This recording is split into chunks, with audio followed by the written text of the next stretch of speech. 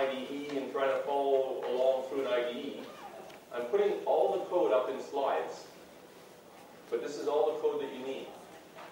Okay, so the code will be there. You have the slides, or you will be able to get the slides, and you can enter it in your own EJB 3 container or JPA container of choice, and you should be able to put together the exact same simple application that we're putting together. So, and if those of you who have a container here or something on your laptop and want to try it as you go along, then feel free to do that. And if you have problems, then we'll help you through it. I work for Oracle. I'm a persistence architect, and I work on the container as well.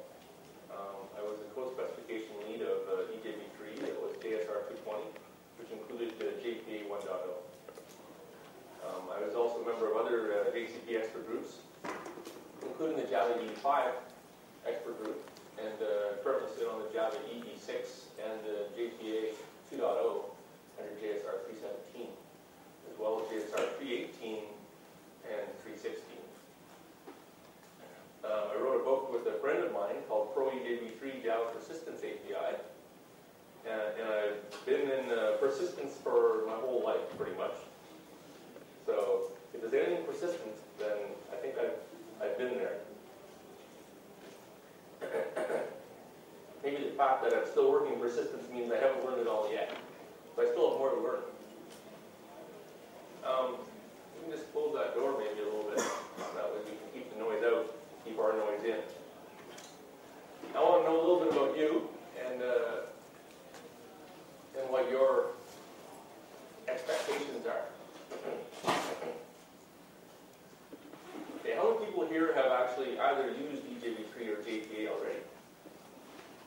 Okay, very few of you, that's good. Because this is meant to be a tutorial.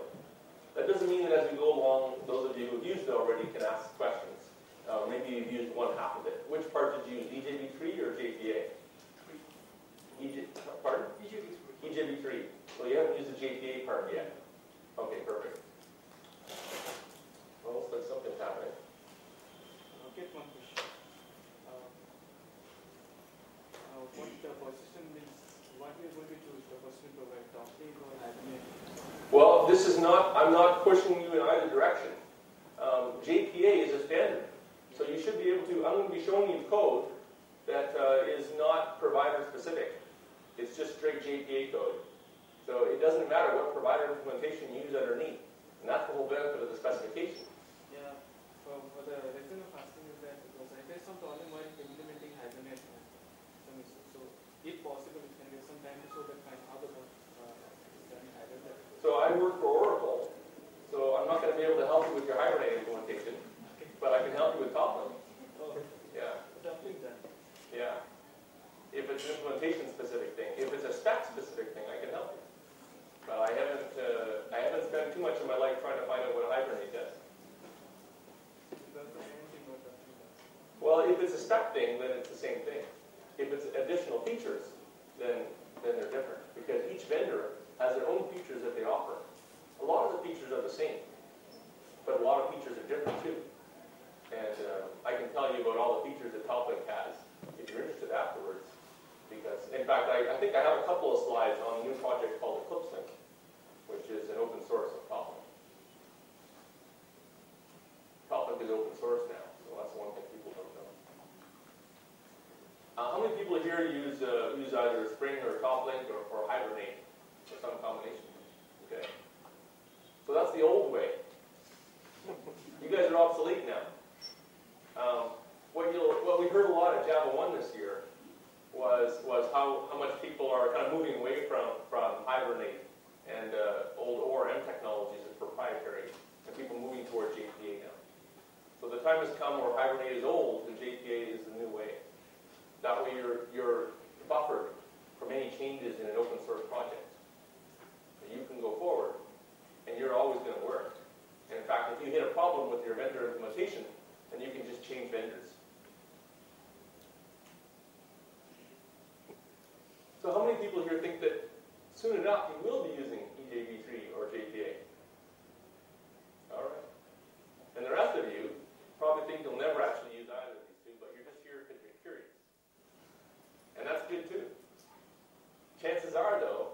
You will use one of these two, you just don't know it yet.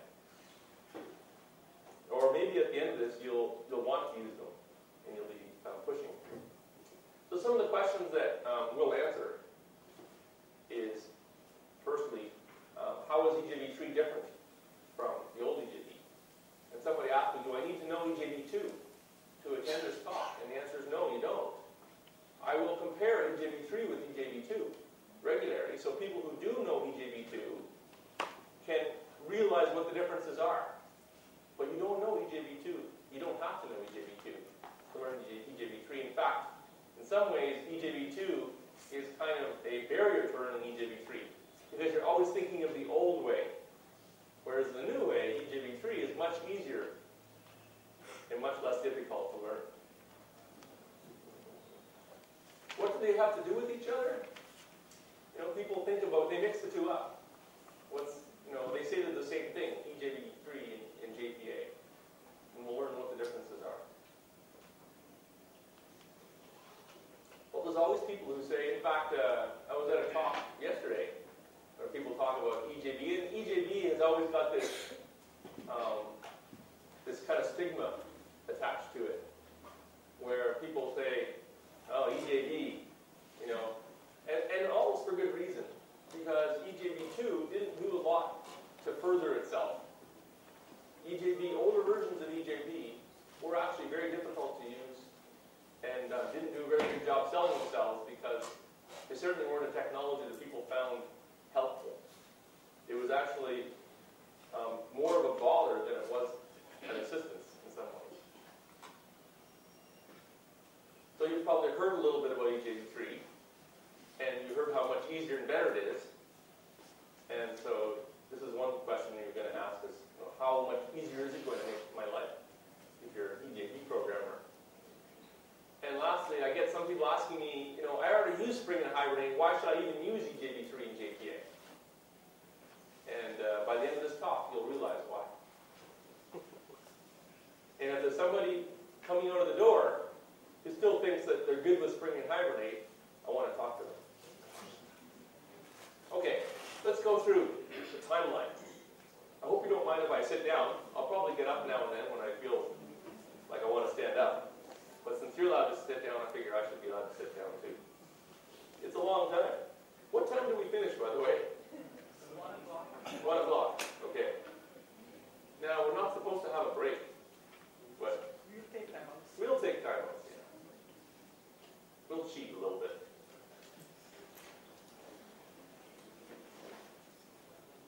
And I think I have some breaks built into the presentation because I have, I think this is a long presentation and it's too long to sit there. You can't keep your attention on what I'm doing. Even if it was the most interesting thing in the world, I'm not going to get you to look at me and care about what I say for over 3 hours.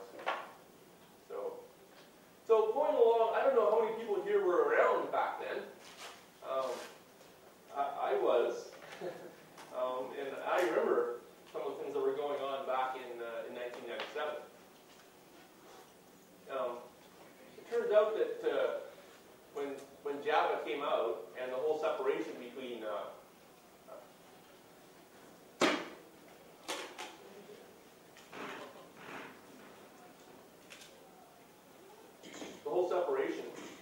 Java 2, SE and EE was a very good thing. It allowed people to kind of establish what their platform was, what their target was. Were they writing a simple application for the desktop, or were they writing an enterprise application? But at the very beginning, EJB wasn't even seen as being an enterprise application. It was just a component technology. Okay, EJB was heralded as being the greatest thing for Java because it was a component technology that allowed you to reuse your code in any application. And there was a dream being sold. The dream was that people would come along and write these components, and they could market them and sell them, and people could buy them off the shelf and plug them into their application and get all sorts of functionality. And that functionality would just kind of come for free. They could just buy pieces and plug them together. This was the component marketplace that was supposed to be happening. Now, the component marketplace never really happened for a few reasons. And it wasn't new with EJB, I'll have you know. Component marketplaces have been sold through various technologies, but not very many of them have actually delivered. For those of you who remember Corba, that also promised components, interoperable components. And these were Java components. I wonder if we could get that door to be closed. I don't know if someone's able to close that. Thank you very much. So EJB promised the same thing. It promised in Java a component marketplace would come, and software developers could create components, companies could market and sell components, and then other developers could buy those components. So EJB was the greatest thing since sliced bread. But it hadn't even been delivered yet. It was talked about. You know, analysts would talk about it, and Sun would talk about it. Sun basically went off and created this spec with some of the people that they chose, mostly behind closed doors. And EJB was born. Well, we know what a disaster it really was. But it wasn't a disaster right at the front. When EJB was first released, people were still saying, wow, this is great, this is great. But they didn't even know how to do it yet. They just thought it would be great if it worked. And then when they tried to do it, they found how hard it was to do. Well, things moved along, and we'll skip past history until finally we saw back in May 2006, where we decided it was time that EJB needed to change. If it were to survive, it needed to be a lot easier to use, a lot more user-friendly to develop, and user-friendly to use and programmer-friendly to develop. And so EJB 3 was created and released as part of Java EE 5. What are some myths that are common in EJB 3? And I've seen them all. One is that it requires a lot of annotations in your code. You know, when annotations first came out, when Java 5 first came out, people were very afraid of annotations. But I don't want no stinking annotations in my code. Well, they were mostly afraid of it because they didn't understand annotations. Nevertheless, the myth was propagated that EJB 3 required annotations. And that isn't true, actually. EJB 3 allows annotations, and annotations are actually very helpful. But if you don't want to use annotations, then EJB 3 doesn't require you to use them. You can still go ahead and use XML if you want to. Now, EJB 3 does require Java 5. Okay? Any EE version, and since we're talking about Java EE 5, then it requires Java 5, Java 5 SE. So any EE version of one particular release requires the SE version of that same release. That's just the rule, going back since time began. The next myth is that it's a lot of work to actually do migration. And actually, it's not a lot of work to do migration. In fact, in most cases, it's no work. You can take your existing application, and it still runs in EJB 3. Because EJB 3 includes EJB 2. Every EJB 3 container must also support EJB 2.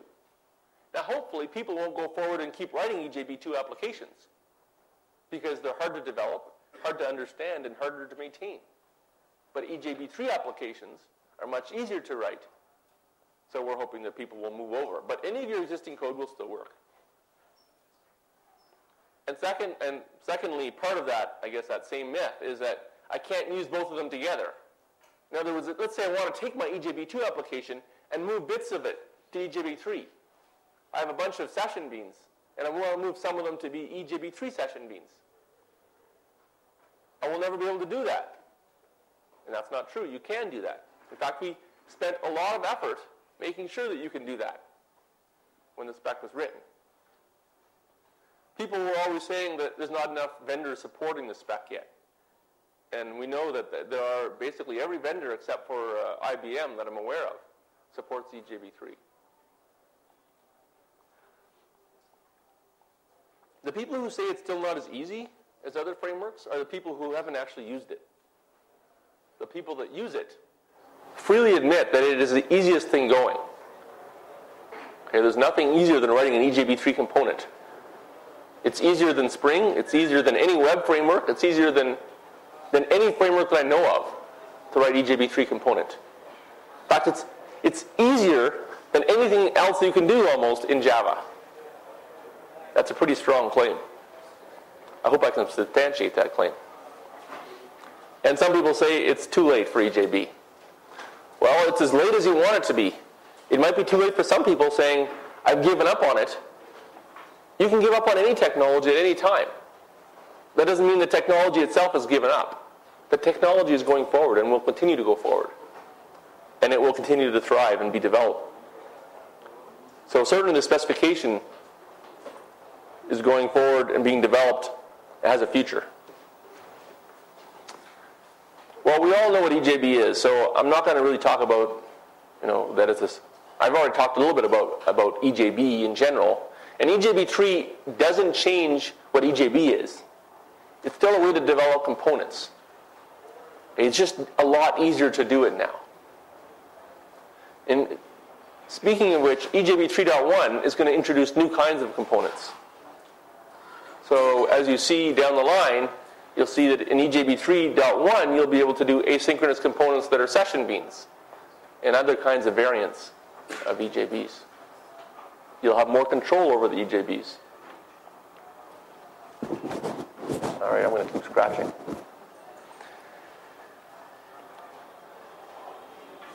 So this is the comparison that I talked about. Could we ask you just to close that door for us, please, just sitting at the end? Thank you very much. I should make a sign. Just a little chart here that compares EJB 2.1 with EJB 3. So these are just kind of some high-level comparisons. In EJB 2.1, XML was the name of the game. XML was required, not just bits of XML. For those of you who have developed, how many people here have programmed in EJB 2? All right, majority of you. Okay, so you know how much XML you need. Lots, right? Now, how many people here were using tools to develop EJBs? All right, about half of you. Well, EJBs, if you look at the bottom one here, EJB said it doesn't matter how hard the XML was. In EJB 2.1, it said, don't worry, tools will help. Well, the problem is, it took a long time for tools to come. Now, you guys are developing now, but at the beginning, it was years before IDEs supported EJBs. And the whole premise was that when EJB came along, the tools would make all the XML go away. It would all be created for you. You just kind of click things along, and all these descriptors will be generated under the covers.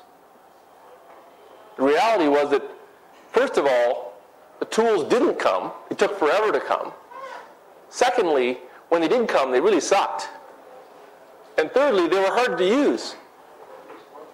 So it was really hard to kind of keep synchronized the tools with the descriptors underneath. You kind of had to know what was going on anyway. And probably many of you might still have to know what's going on in the descriptors to make things work properly. It's hard to kind of transparently generate these things and just have it magically be done underneath without actually knowing what's happening. And sometimes having to go underneath and fix those descriptors that get generated for you. So there really was a premise that IDEs would be required. Whereas in EJB 3, you don't need an IDE. You can use one, of course.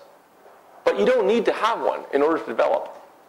It's totally feasible for you to develop using Emacs or whatever text editor you like. That should be available because some people still use text editors to develop Java. How many people here use text editors to develop Java?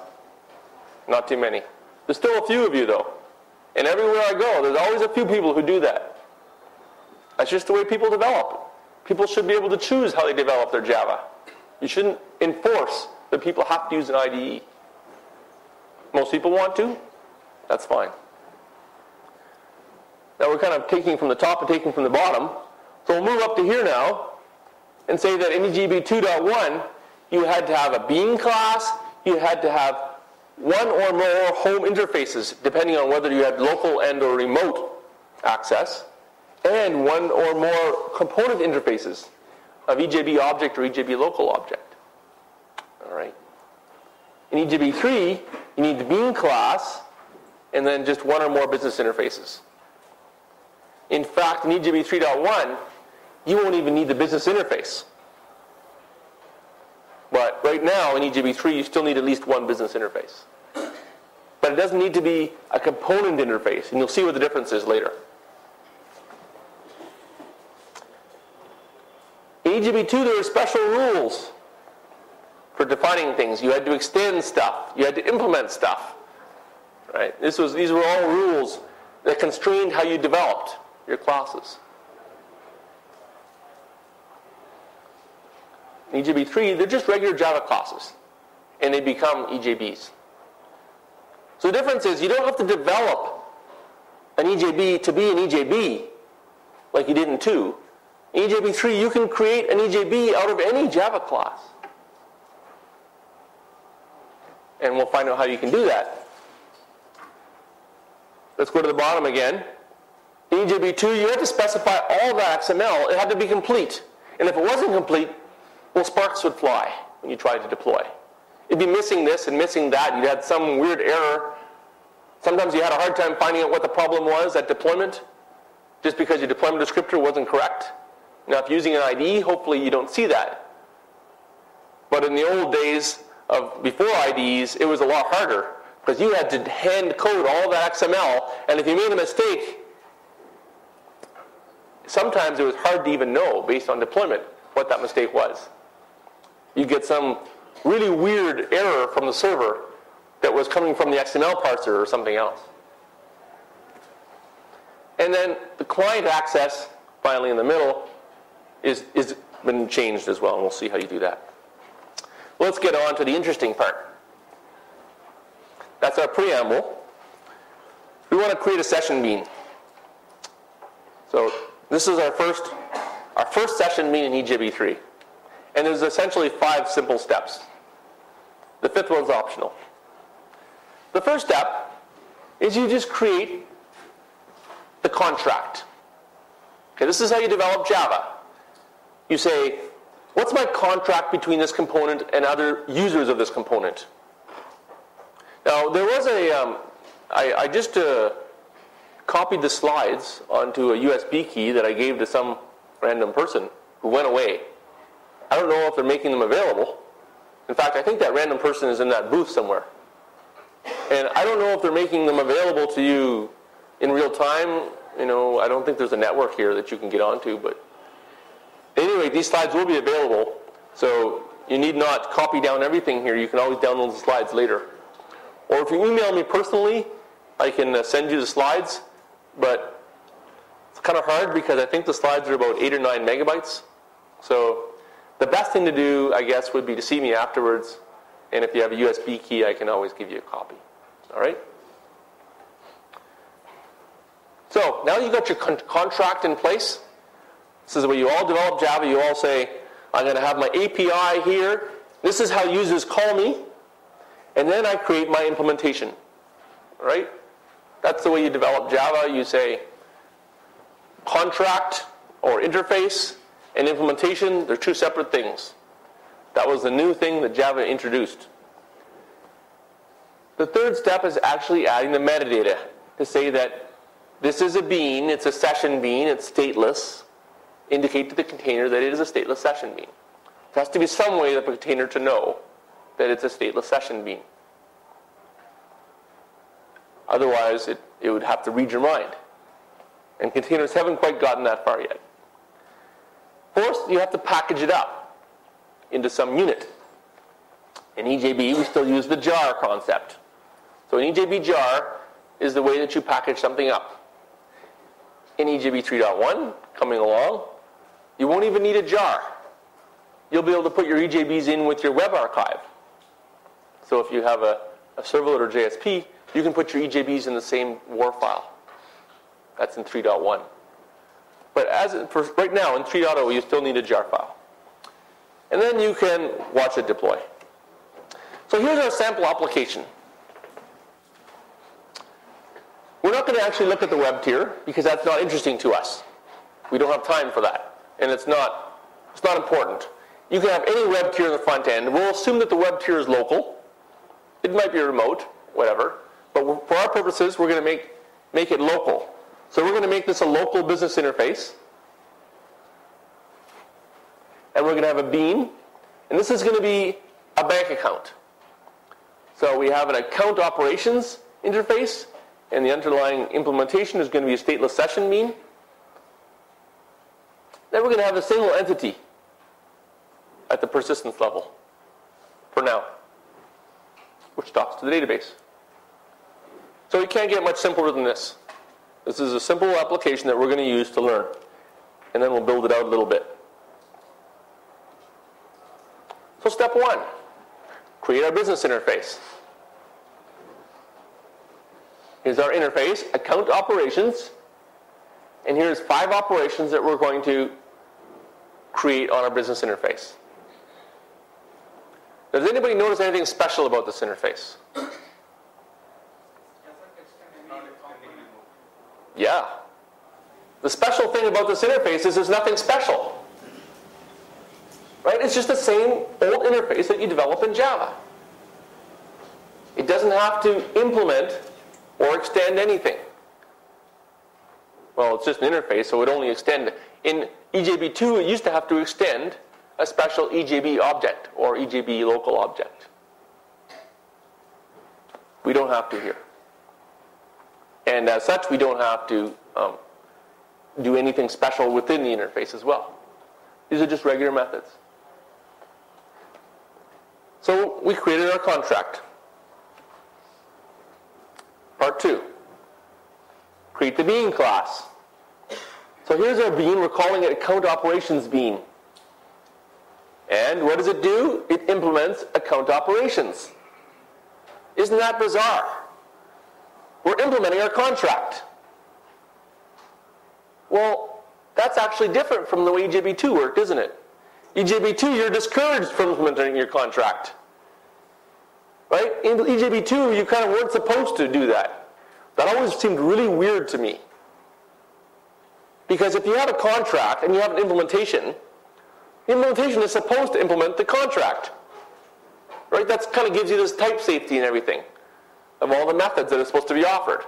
It proves that the methods are offered. And the compiler does that proof for you when you compile. Well, in EJB 2.1, the EJB container was supposed to make that happen, right? That was supposed to validate your class about whether or not you implemented all the methods you were supposed to implement. And then they had to go through all of the checking and everything. Well, why should it have to do that? If it's just Java, let the Java compiler do that. That's what it's for. So you do. That's the normal way. You're not forced to in EJB 3. But that's good practice. That's the way you should develop Java. So that's what we're implementing here. We're implementing our contract, our interface. And then we have a bunch of implementation methods, but we're not specifying right now. Okay, we'll specify them later when we have to. But let's just assume that they're all there now. There's some implementation in there. And that's our bean class. What's special about this class? Zilch. Nothing. Nada. It's just a regular class in Java. There's nothing EJB about this class. The first thing we're actually doing that's EJB about our application is adding the metadata. That's these. I have to do an import, and I'm putting an annotation on here. I could have used XML, but this is so much easier to put an annotation on there. Because I'm actually developing this as a session bean, so I have no problem making this a session bean. If I wanted to use this somewhere else and have it not be a session bean, I could put this as XML. Or I could even leave the annotation on and compile with the Ejb Jar on my class path, and it'll still work. Okay? It can be a regular Java class, or it can be a session bean class, either one. The only thing that I've done here is introduce a dependency on the Ejb Jar file, the Ejb spec jar, the one that includes this annotation class. So this is all I've had to do. One annotation. And now this is a session bean.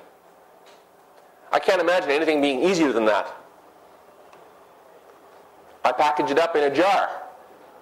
Again, this is not a special jar. I don't have to add a special deployment descriptor. No Ejb Jar XML file at all. Why? Because I don't need one. I indicated back here that this is a session bean. Once I indicated that, it's the container responsibility to find out about the session bean. Look for it, deploy it, compile it, all the stuff it has to do, and you're done. It'll put it in the container. So all I have to do is put it in a jar file, my interface and my class. And I deploy it into my server. I put my jar in my server, and my server, my EJB container, should pick that up, deploy that, and that EJB is now available for being invoked. I can enjoy my work. What about if I wanted this remote? What happens if my web tier wasn't actually local to my server? It was somewhere else on a different server. And I need a remote EJB. What's the difference?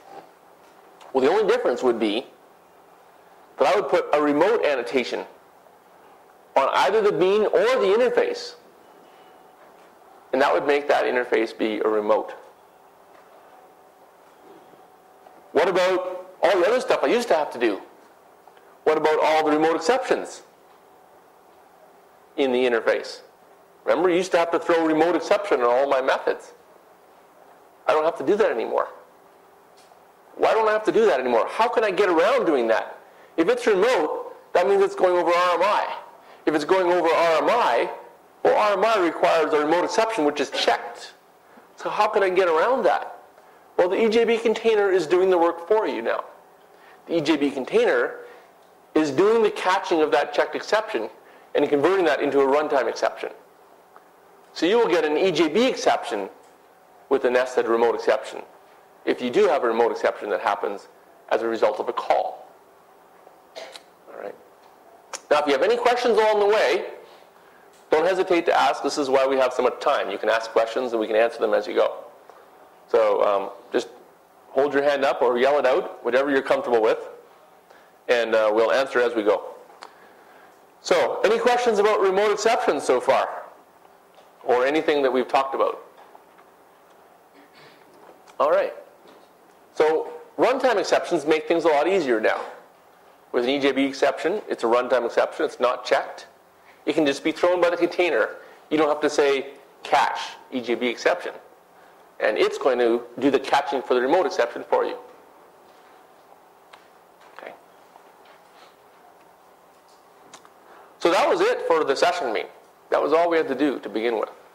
Now, we haven't done the implementation of the methods, but that's up to us. We're going to talk about the implementation when we talk about persistence.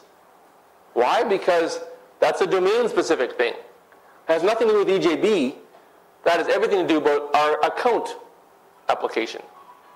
So it's up to us to talk about how we implement these methods and how our account is being implemented.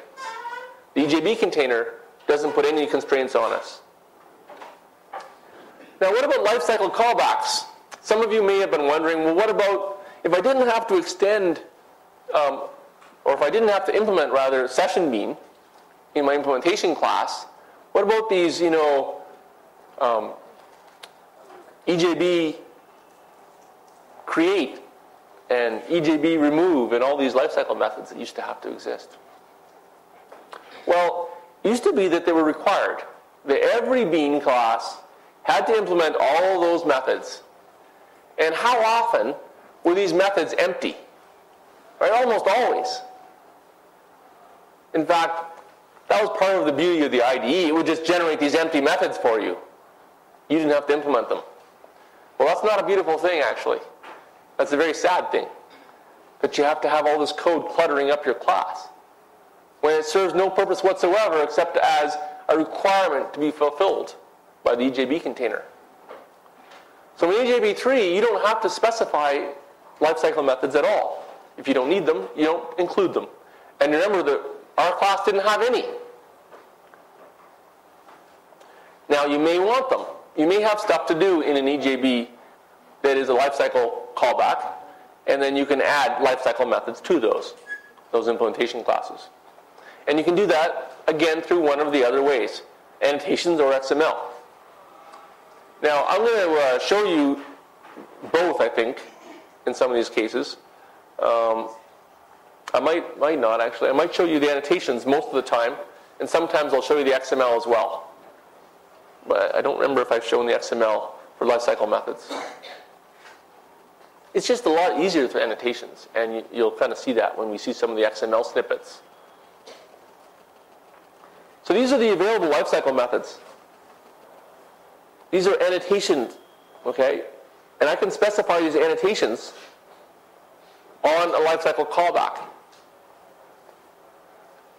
Now on stateless session means I can only specify 2, because those are the only 2 that make sense.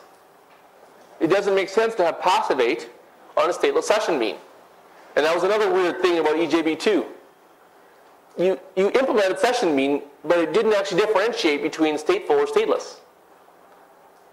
So you would have a stateless session mean, and it still had to have an empty EJB passivate, even though there's no way in the world it was being passivated. But it was session mean, and it didn't distinguish. So now, you're only allowed to specify pre-passivate and post-activate as annotations on callback methods in stateful session beans. Stateful session beans also allow these other 2, post-construct and pre-destroy. Let's have an example. Let's say that our count operations bean now has a lifecycle method called init audit session. And what we're doing in this session bean is we're having an audit session here being initialized when the bean is created. So this is our own private audit session. Container doesn't actually know anything about this audit session. This is part of our application. So the container is not managing this audit session, we are. When do we initialize it? Well, we want it initialized as soon as the bean is created. So we create this method called init audit session. It returns void, and all it does is it creates an audit session, gets one from the factory, and assigns it into audit. And by annotating this method with post-construct, we will now be guaranteed that whenever this bean is created by the container, this method will be called for us. This is a common thing, right, in containers of various sorts. Spring has it. Most containers have some sort of life cycle. EJB had it long before. It's just that life cycle methods are things that you should need or should use when you need, but not need to supply regardless of whether you actually use it. Secondly, we have to clean up. These audit sessions are not free. We don't want to be hogging resources.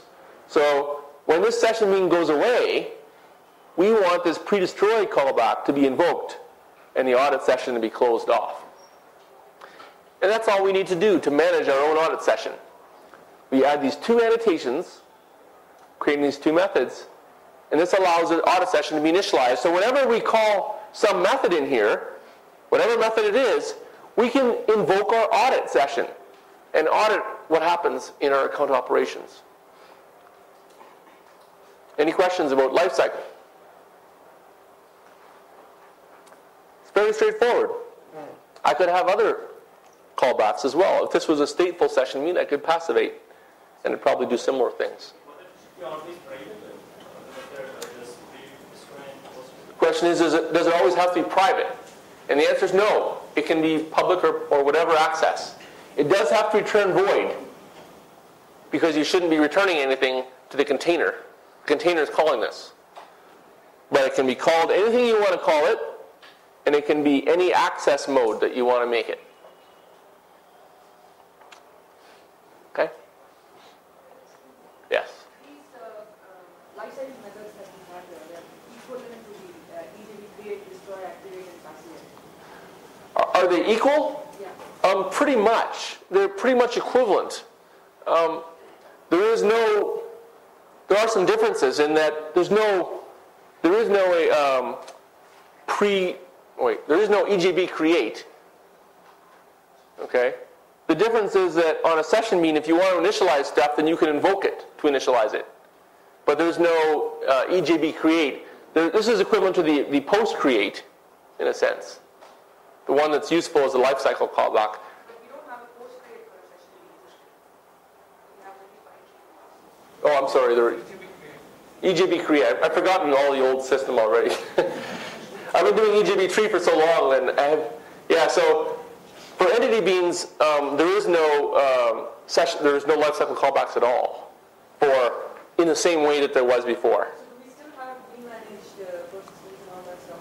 No, and we'll see persistence later on. But for session beans, these are mostly the same. They are equivalent in the ones that match up are equivalent. There are differences because, for example, in a session bean, there was no passivate in a stateless session bean anymore. There was no remove. There was just a pre-destroy. And they're kind of the same, but this is a callback that happens before the container removes or before the container takes away the session bean from the pool. It's kind of meant for a pooling system.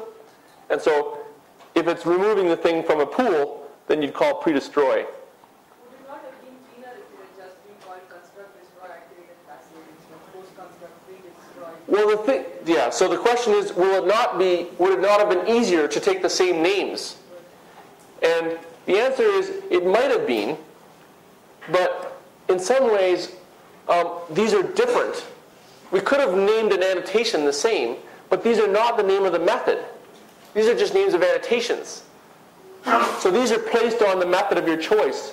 They're not constraining the name of your method to be something. So yeah, I mean, we talked about kind of trying to... I mean, you're right that you could say, well, why not just call it construct? But then it's like, well, so people could have to think about, well, what does construct mean? Does it happen kind of as it's being constructed? You know, this is a lot more clear to say that after construction, then you call this method. That's all. It was just trying to be clear. This means that after the bean obtains its beanness, the EJB specific aspects of the bean, this method is called. Right. Is this mandatory for all the stateful session beans, all these callback methods? Nope. That's what I've been saying, is that the annotations here are optional. You only specify these annotations if you want to have callbacks. In my first slide, back when we created a session bean, I didn't have any callbacks. I'm adding these now. I'm asking for stateful session beans. Oh, for stateful session beans? Nope. Nope. Home signature, method signature, like should it be always void? It should return void because there's nothing to return to the container. The container should complain if it's not void. But everything else is up to you. You can name it what you want, and you can have the right access that is suitable for your application. Can there be multiple methods functioning as a post constructor? Okay, so there's a question. Can there have multiple methods in the same session bean? And the answer is, in the same class, you can't. I don't think that's very restrictive, because one can just call another method easily enough. But it turns out that if you have hierarchies of classes, if you inherit from another class, then it can also have callback methods. So there can be multiple methods in the hierarchy, but not in the same class, which I don't think is very restrictive, because there would be no use case for having multiple methods in the same class. And I assume we can have the same callback class for multiple session beans? Yes, you can, but in a different way. I think I'll show you how in the next slide. Question over here. What's the advantage of doing it in the post-construct as opposed to doing it in the construct? Okay, there's a question. What's the difference between having a post-construct and just having something in the constructor? And there's really not that much difference. The constructor could do some of these things. This is just kind of cleaner in some ways. This is a container. It's more of a lifecycle thing. The difference is, well, there isn't really much of a difference. Yeah. You can't access something from the container into this, if you do it from the constructor. It has to be in the post construct or the equivalent of EJB create. Yeah, but there's also some limitations. about where you could do it, what you could access in here too. I'm not sure if there's anything that you could access in here that you couldn't access in the constructor, but there might be. There might be. I mean, this bean itself certainly isn't in the, it hasn't got an environment in place. So maybe that's the one case, I guess, right? So once you call post construct, then the EJB container has established the naming environment, right, the context. So if there's something you wanted to look up, then you could do it here. That'd be one thing. But in terms of actual, like in this case here, there's no difference. Okay, for using it to initialize a simple resource inside the session bean, there'd be no difference. How do you get the session context? We see that later on. I have one. Can we put this in abstract class and then take it from there? Yeah, the question is, can you put this in abstract class and inherit? And the answer is yes, you can. You can inherit this class. You can have callbacks in inherited abstract classes. Can these methods throw checked exceptions? Can these? No, they can't. They can't throw checked exceptions because then the container would have to know to catch that exception. We have destroy also. Just a pre-destroy, which says, I will call this before you get destroyed. That's the same as a destroy. Okay, there's nothing you would want to do afterwards when the bean has been destroyed. There'd be nothing to play with. Yeah. You said that this method should be wide, but don't you think it's a restriction because if you are allowed to return any object, we can call it from anywhere else also, we can reuse it. Now, making it wide is like putting some restriction there. If container is calling anyway, it can ignore the return object. True. You could. It would be. I think it would be a mistake to have an object be returned and the container just throw it away, because there's a reason why you're returning that object, and usually there's a semantic reason why you have a return value, and for the container to ignore that would probably be not in your best interest. I mean to say, it's beyond the logic that if you are having a return object with your constructor. Yeah. There's nothing stopping you from having a method that calls a return object in here, right? And that's the point. This is the callback method. You can do anything you want in there. If you have another something that you want to be invoked otherwise, then you can have your own method for that down here, and then just have this call that method.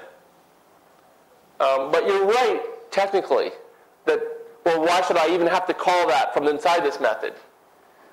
I think there's an argument both ways, where I'm not sure I want to return something and then have the container just disregard that. But also, the container would have to know, it might be also just harder for the container, because it has to, but it could do it. It could do it. Any other questions? Okay.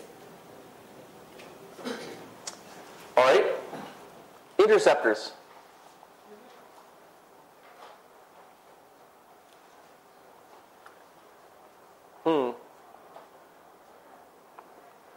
So this is where I talked about how you could share them.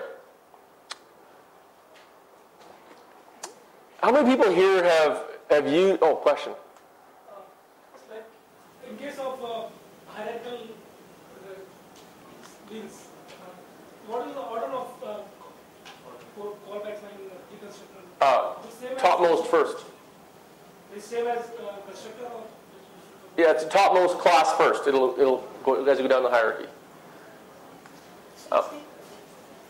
The annotation status, can you just give a light on what sort of dependency injection it does on the program? I'm going to have dependency injection a little bit later on all the session means. So we'll hold on to that question. We'll show that. And that also relates to the session context and how you get that, because those are injected. There is one more annotation at the rate init. At which? Init. Oh, init. Yeah. Now, that says that there can be multiple versions of init available for a particular bean, and depending upon the situation, a particular one init callback method will be called. Yeah, a init is a special case because that's mostly for portability.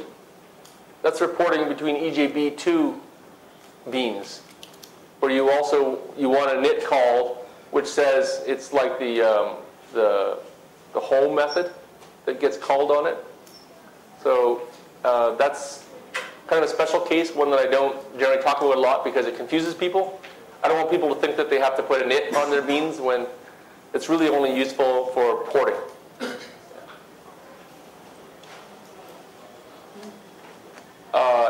How many people here have used AOP or know about what AOP is? All right, almost half of you.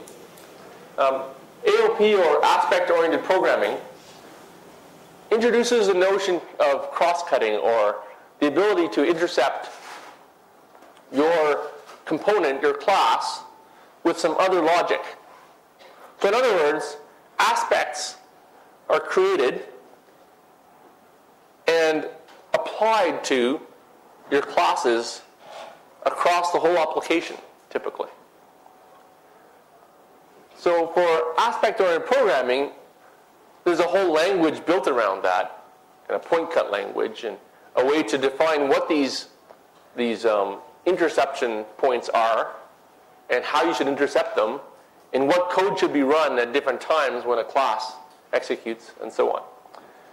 So interceptors are just a very small subset of what you can do in aspect-oriented programming. But I would say that the most useful part, okay, they allow you to interject your own code with a business call, a method call on a session mean. This means that I can intercept any business method with my own method and have my own method take control of the method call and do things as part of that method call, or do things to change that method call. And we'll see an example about how we can do things in just a few minutes. But for those of you who know AOP, this is what we call around advice, which means that you offer specific advice or specific code that envelopes the original call. It wraps it. And you can actually chain interceptors one after the other. So one interceptor calls another interceptor, which calls another interceptor, which finally calls a business method. And this gives you complete control. So I can change parameters, I can change the return result, right? I can even stop the operation altogether if I want to. And I can pass stuff, even if I've chained them. Let's see how that works. So the most powerful thing that is offered is a default interceptor. That means that this interceptor applies to all the business methods of all the EJBs in the jar. Every EJB is going to be intercepted in all its business methods by this one interceptor. And the only way I can do that is specify that in a deployment descriptor. I can't use an annotation if I want to use a default interceptor. Why can't I use an annotation? Well, I can't use an annotation because there's nothing to annotate. How do I know what to annotate for all the beans in the jar? There's no special thing to represent all those beans. So I put it in an XML file, and that says this is actually applies to all the EJBs. So that's one case where I can only use XML and I can't use annotations.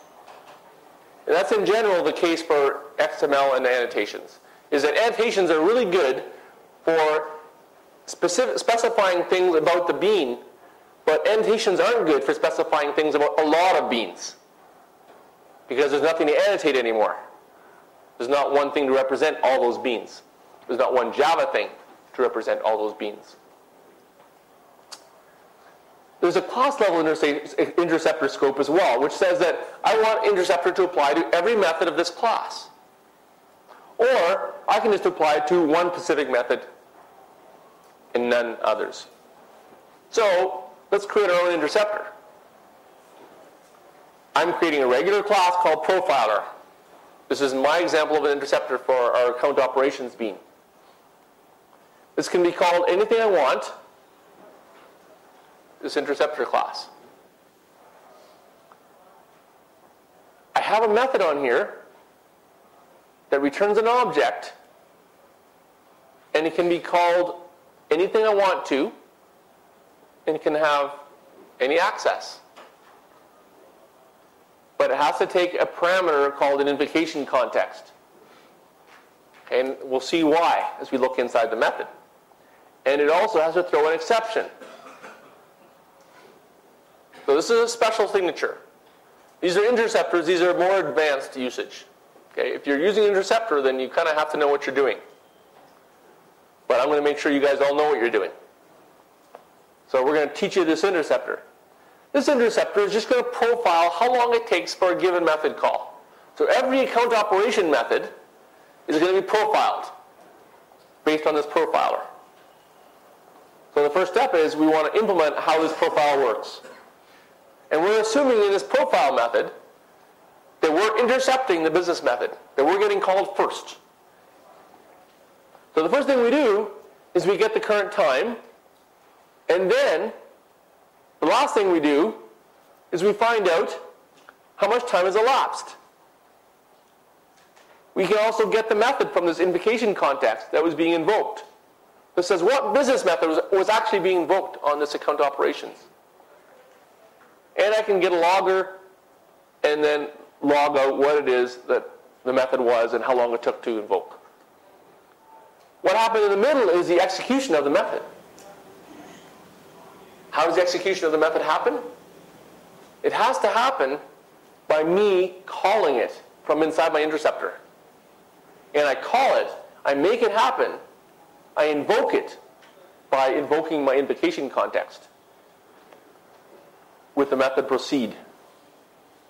Proceed method on my invocation context says, now go ahead and invoke the business method.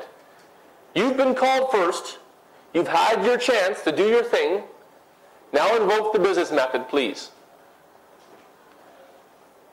And the return result here is the thing that I must return as part of this invocation. But whatever the session mean returned, whatever the method, the business method had as a return value, is going to be returned from this method. That's why it has to return object. Okay, it's a generic interceptor method. So a session bean method, a business method, could return anything. It might return nothing. So it might return void. If that's the case, that's okay. This will return void.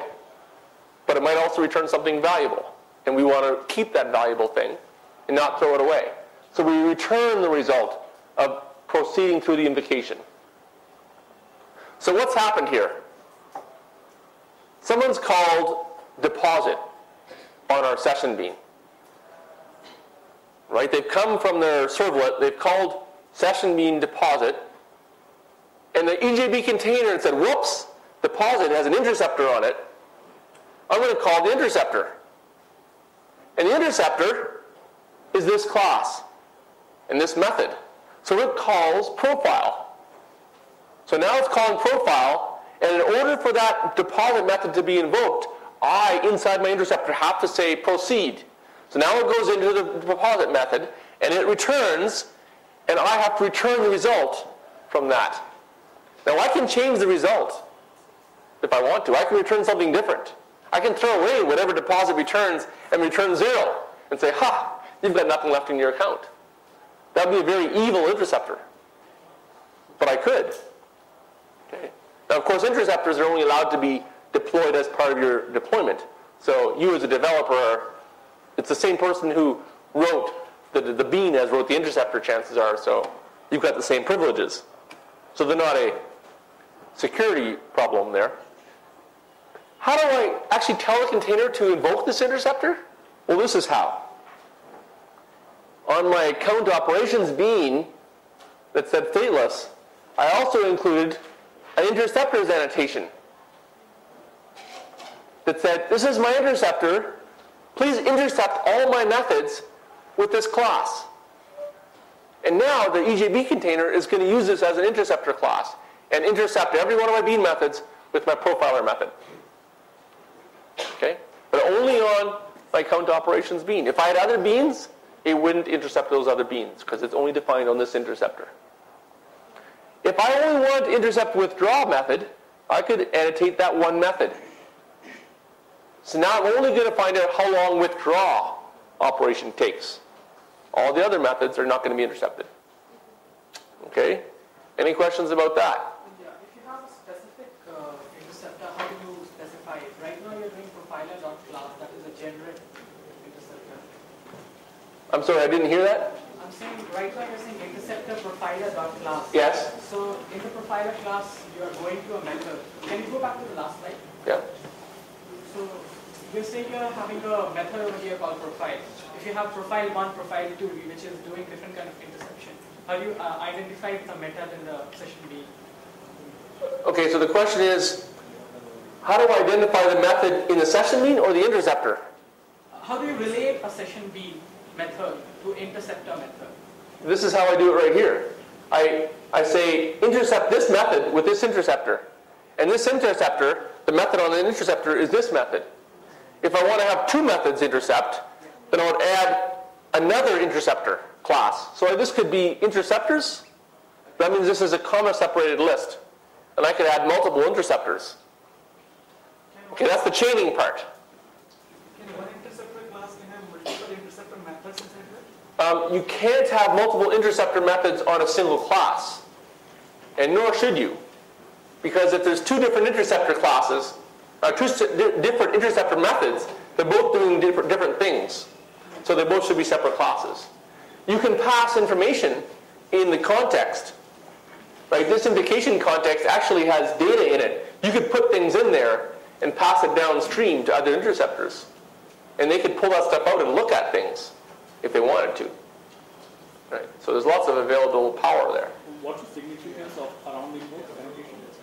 What's the significance of around invoke annotation?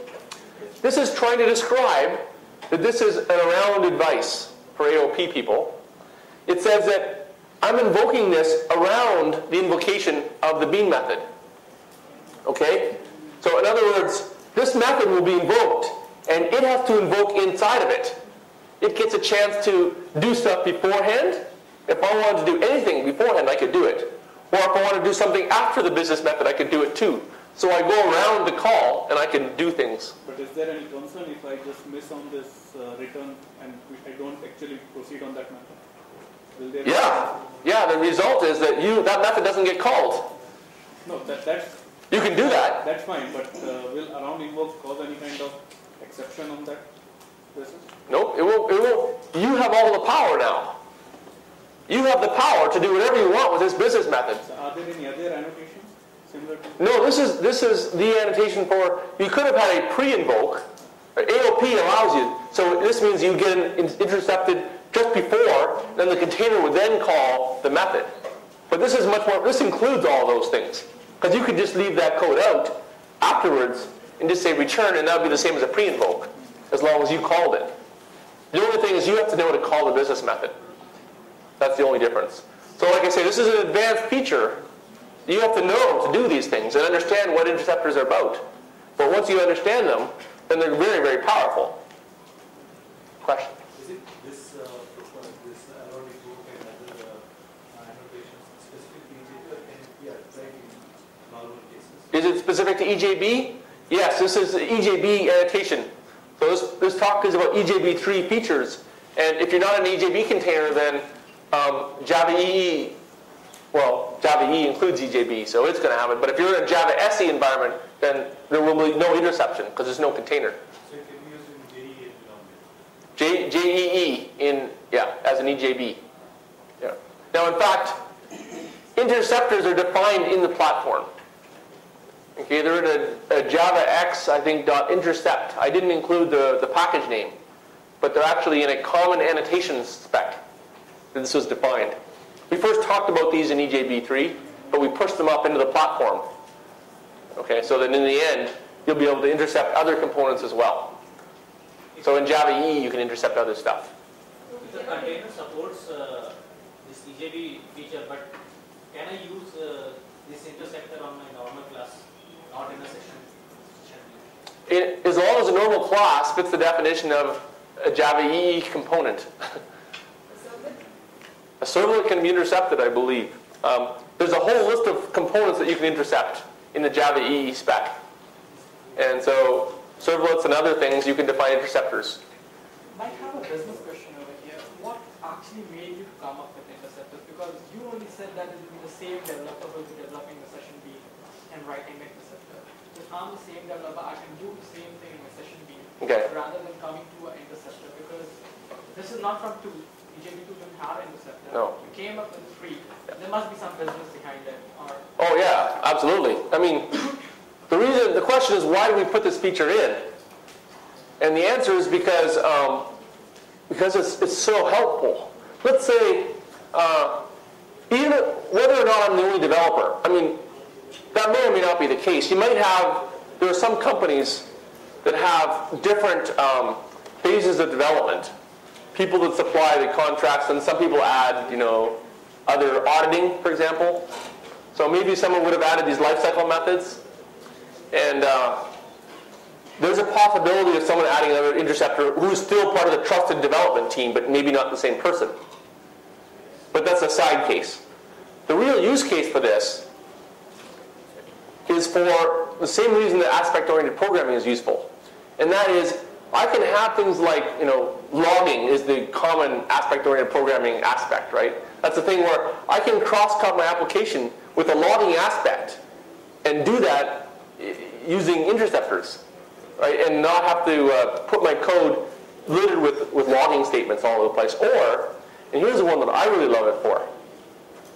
If I want to debug, the easiest way to debug is I can create a single default interceptor with an around invoke method which says print out entering, print out xing. I enter and exit, I get a statement of every single EJB method on entry and on exit without changing a single line of EJB code. That's beautiful. so can we say that this came up because one of the reasons can be if you take an off-the-shelf component and you want to...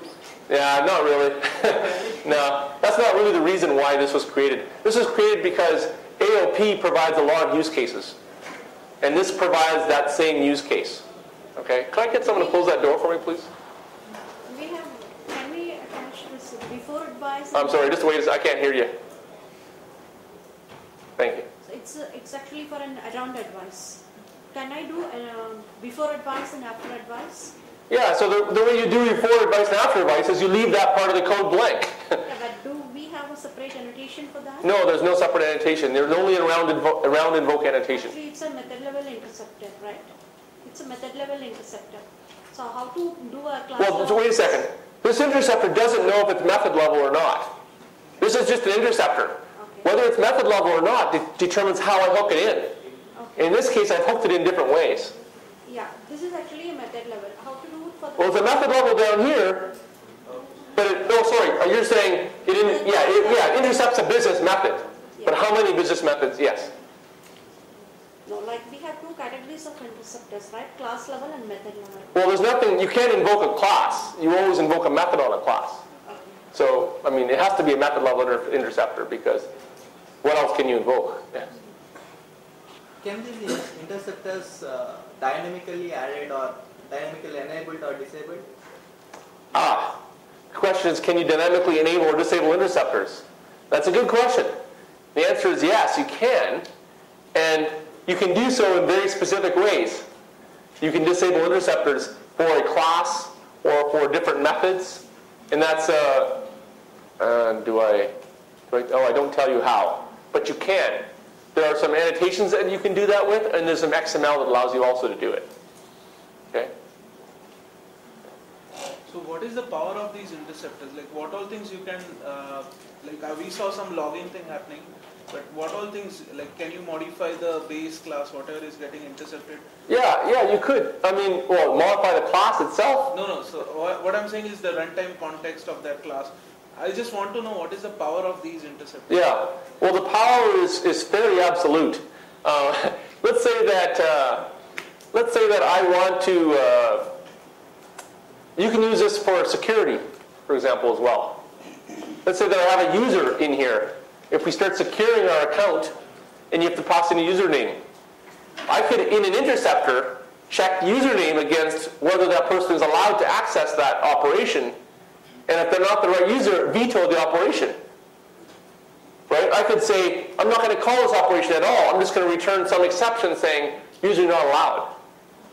Or, so that's a security example. I could actually, so vetoing is a really important use case based on some sort of checking of your own through the interceptor.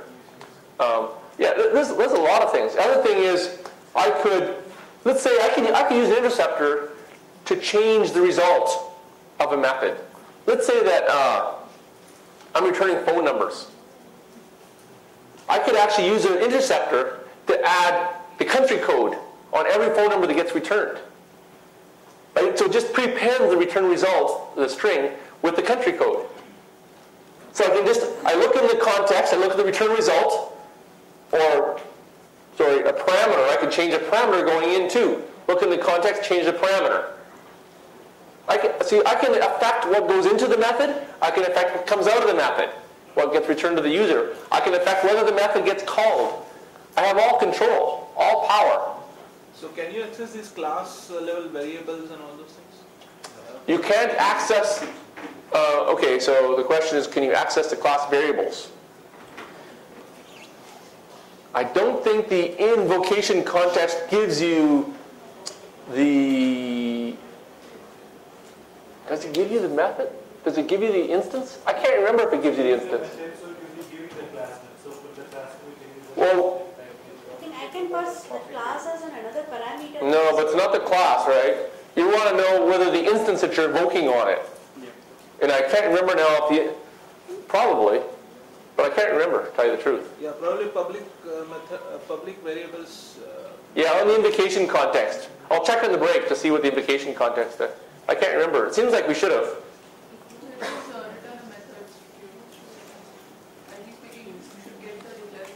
I think there might be a method on the invocation context that says, get me the bean, get me the instance. Since we are intercepting the business methods, EJB method, so don't we think like it will degrade the performance of the application? I'm sorry, I didn't get the question. He's asking about the performance. Yeah, so it is interceptors. So how is the performance compared to without interceptors and? Oh, so how does interceptors affect the performance? You mean? Performance. Oh. So irrespective of the logic, what you mentioned, whatever we mentioned in the R&D method. Yeah. So the question is about performance of interceptors. Well, I mean, the actual interceptor mechanism itself, it's just like any other part of the EJB container. It probably depends on how the EJB container implemented it. Some EJB containers probably do a better job than others. I know for our Oracle server, it is very, very fast. In fact, it was so fast that they redid it. They changed the implementation of the EJB container to use interceptors internally, to implement transactions and other system-level features using interceptors. And so it can be very fast, but it can be very slow. Why can it be very slow? Because it's user code. It depends on what people put in their interceptors. If you call an interceptor that says, system, wait for 15 seconds, then that's going to slow you down a little bit. It depends on what you put in the interceptor to actually cause that method to be slowed down. But the system infrastructure itself is probably not going to be very much of an overhead. And in fact, it can be probably, depending on how the container is implemented, it can be faster than the way things used to be. Is it possible to tell container to disable invocation of interceptors? Yeah, so that question was earlier on. How can you disable interceptors? And that's how you do it. You disable them using annotations or XML. There's an annotation to say, on a class level, to say, all the interceptors for this class. No, for that purpose, we need to modify classes, right? You need to modify the class? So, yeah. No, you can use XML as well. That doesn't modify the class. Yeah. This is about the chaining of interceptors that you just mentioned. I don't know whether I missed it or not, but when you talked about the example where you can specify multiple interceptors Yes. by using a comma-separated Yes. logic. So would the interceptors be called in that order? the question is about chaining of interceptors. And the chaining of interceptors means that I put a comma-separated list of interceptor classes that should intercept the method. Okay, so if I have 5 classes here, 5 interceptor classes, they will get called in the order that they're specified. So the first class on this list will first get called. When that first class calls invocation.proceed, then that means go to the next interceptor. And when that interceptor calls invocation proceed, it goes to the next interceptor. When the last interceptor of the list calls proceed, then the business method will get called. Okay, but notice that each of these themselves may not know that there's more interceptors in the chain, because they may have been written independently from each other. They just know that I'm done my work, so I'm going to go ahead and call the next thing on down. Okay? Is there any way to manipulate the invocation context itself? In the sense, let's say there are 2 different methods with the same name but with different signature, and I can go and manipulate the invocation context so that the actual method which is invoked is not the one which we wanted to. You could. You could change. Actually, you can't. You can't change invocation context. I think we disallowed you to change the method, but I'm not sure if the container would actually enforce that. How are the arguments passed actually in the invocation context? Well, the invocation context is supplied to you by the container. Okay, so it's got a call on the stack that it knows it's going to be calling the business method, and then it intercepts with your interceptor.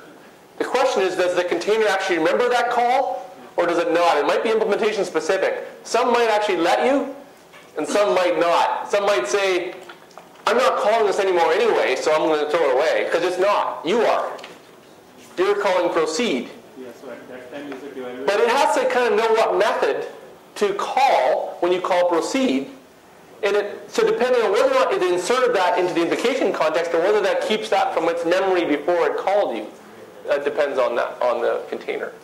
So I don't know the answer to that. It's probably not, I know officially you're probably not supposed to do that. I don't think we allow you to change invocation context method, the invocation method.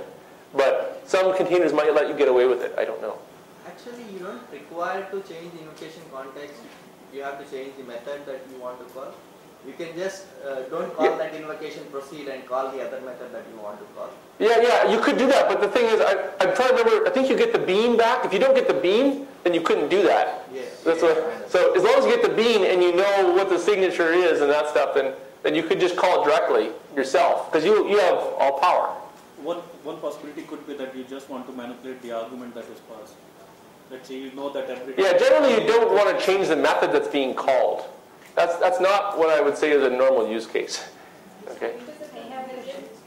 Pardon? Are they inherited? Are interceptors inherited? And the answer is yes, they are. In a superclass, they can also be defined and they will also be invoked in that order. Is it possible to switch off a specific interceptor? Yes. Going to all the classes. Yeah. Don't call these. Yep, it is. Yep. If we have multiple interceptors, can we change the order in which they are invoked? Good question. Can you change the order in which interceptors are executed in? And the answer is yes, you can in XML.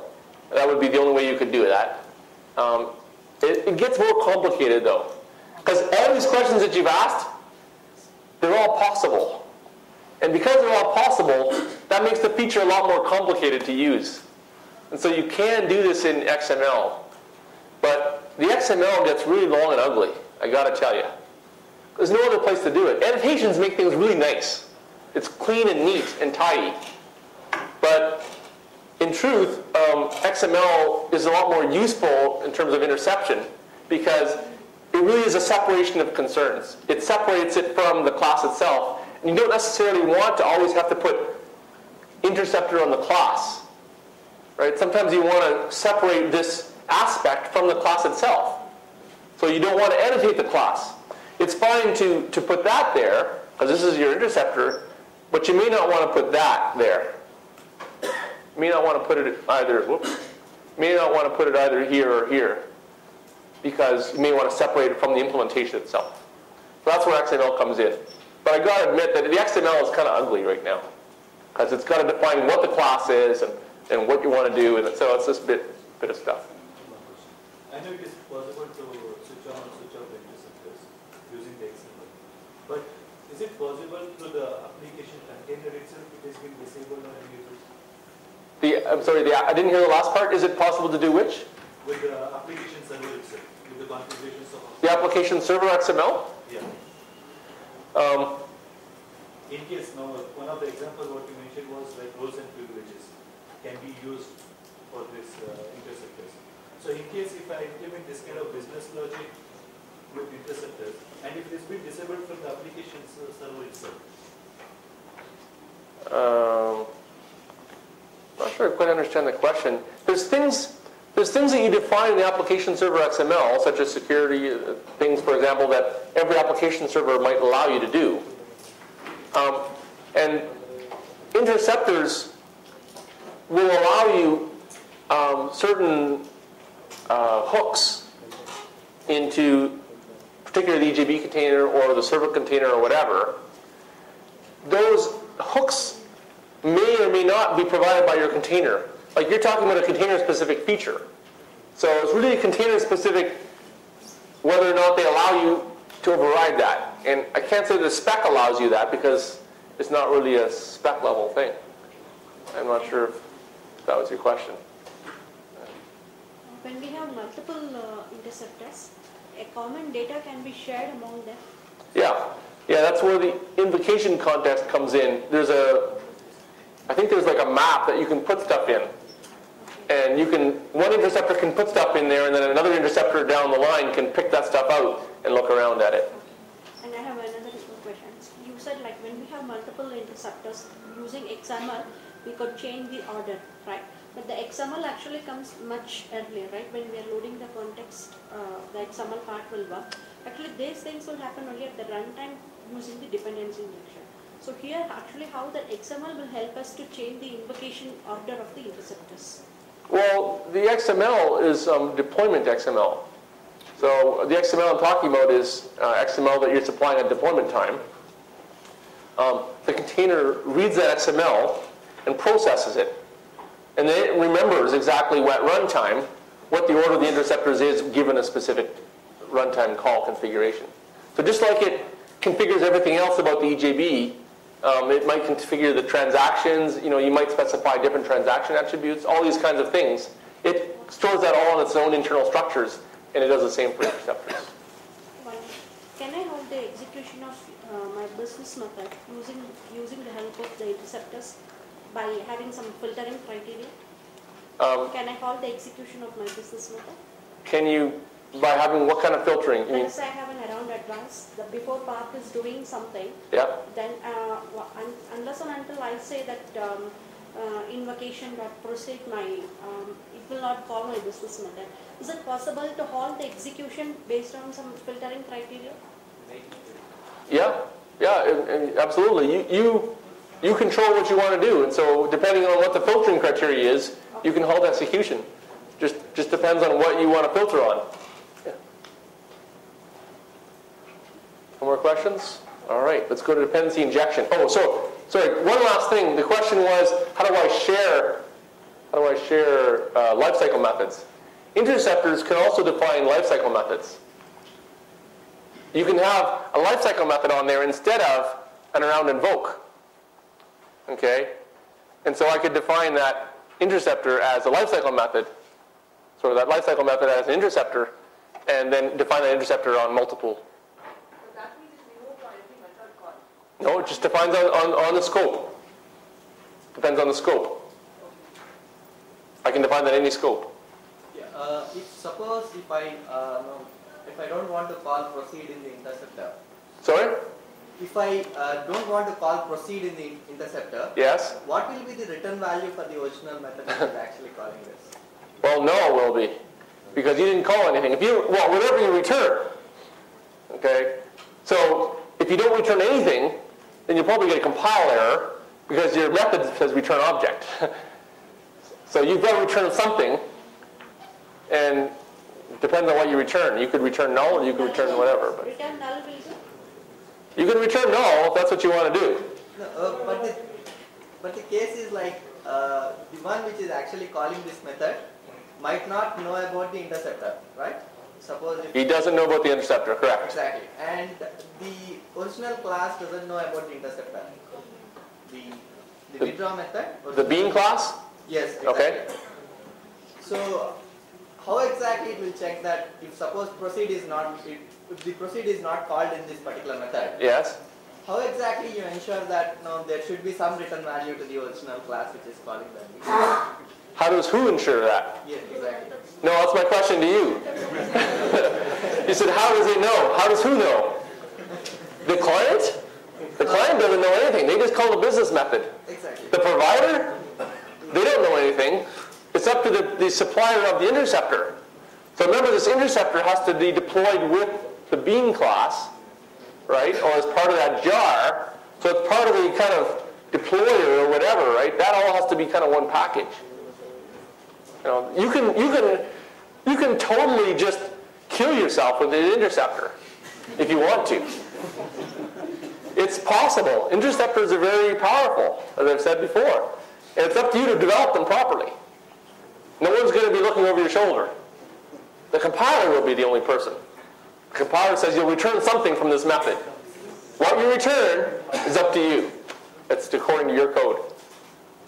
I didn't quite understand your answer to the previous question about sharing lifecycle classes. So how do you mimic a post-create lifecycle method with annotations? Sorry, with interceptors. You just define a post invoke, a post construct on an interceptor method. Okay, so how does your bean method do? Oh, I know what you're asking now. Yeah, that will just get invoked. If it's post construct, that'll only get invoked at post construct time. It will not find, that won't get invoked at every method. Yeah, I see what you're saying.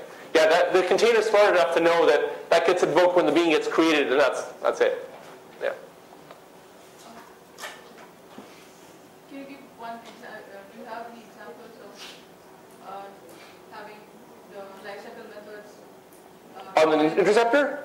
I don't have any examples. It would just be simply a matter of, if I wanted to take, I would just be taking a post-construct annotation and then defining that on a method in there. So, what advantage do you get out of that? It would just be sharing. I think one case is if you want to share a lifecycle method across multiple beans, you could have multiple beans all defining that one interceptor. Yeah, that's the case. When you declare an interceptor at the class level, like in the previous slide, so does the interceptor get called for every single method in the class, even though you didn't declare it? Like No, it's only on the business methods. Only on the business. The ones on the interface. So when you apply for individual method, it will be only that particular business method. That's correct. So in that case, you have a second method like deposit. You can even have a different profile. You could have a different profiler. Absolutely. Yep. In proxy classes, before invoking each and every method, we can pass the handler who is how this method has to invoke. Is it that these interceptors working like this handler? No, they don't work the same. This isn't a proxy. This is an interceptor, and so it's not. You're given temporary control from the container to do stuff, but it's not. You're not now in charge of the bean, right? You're not now. This is temporary power. It's not forever power. Okay, we got to move on because I think that was probably the longest I've ever spent on interceptors in my life. Mike, just one question. Oh boy, it's going to be longer. Is it that important? I mean, is it that often used? No. The amount of questions you They're not actually. That's why I say it's an advanced feature and it's cool. Yeah, it's the cool factor. It's a cool factor, but it's also somewhat useful a little bit. But I don't think in regular day-to-day application development, I don't think interceptors are things that you'll use very often. Okay? But I find them useful for debugging and stuff like that, like I said. I find it's very useful for that. But from day to day, like I don't find an AOP that useful, right? So that's the whole thing. I mean, there's a few use cases for it, but the reason why AOP isn't being used by everybody in this room is because there's only limited really usefulness. Same as aspect data. Yeah, aspect data, which is one implementation of AOP. That's the reason why. It's really useful for system level development. That's when it's useful. And that's why I said in our container we found having interceptors very useful to implement the EJB container. Because we have to intercept, interpose transactions, interpose security on the session beans. That's why it's great. Okay, we've got to move on. Dependency injection. Does everybody know what dependency injection is? No, some of you don't. So let me talk to you a little bit about that. Dependency injection, we're late for our break. But that's okay. You wanted to know interceptors, you want to know interceptors. You pay for it with your break. No, we'll still have a break. Okay, Java EE supports something called dependency injection. Okay? Dependency injection means that I, as a bean, simply state what I need to the container. And the container then supplies me with what I need. So I say, what are my dependencies? It's this, this, and this. Give them to me. And the container will look and see, that bean needs this, this, and this. There. You have them. And you have them after or before post-construct time. So, at post-construct time, things should already be injected into the resource, into the bean. Annotations are the best way to indicate dependency injection. There's a big argument about whether you should use XML or annotations. And let me tell you right now that annotations are vital to indicate dependency injection. You should be using annotations. Why? Well, because your code has a dependency on that resource. So your dependency should be in your code. Okay, it should be there. If it's not there, someone coming along is going to look and go, what the? He's using this, but he's not initializing it. And that's where Spring using XML had a real problem. And I don't care how many people say how beautiful it is to use XML to inject stuff into your Spring component. That's wrong. Because you have a code right there which has a dependency on something happening but is invisible. That's wrong. That's why you need an annotation.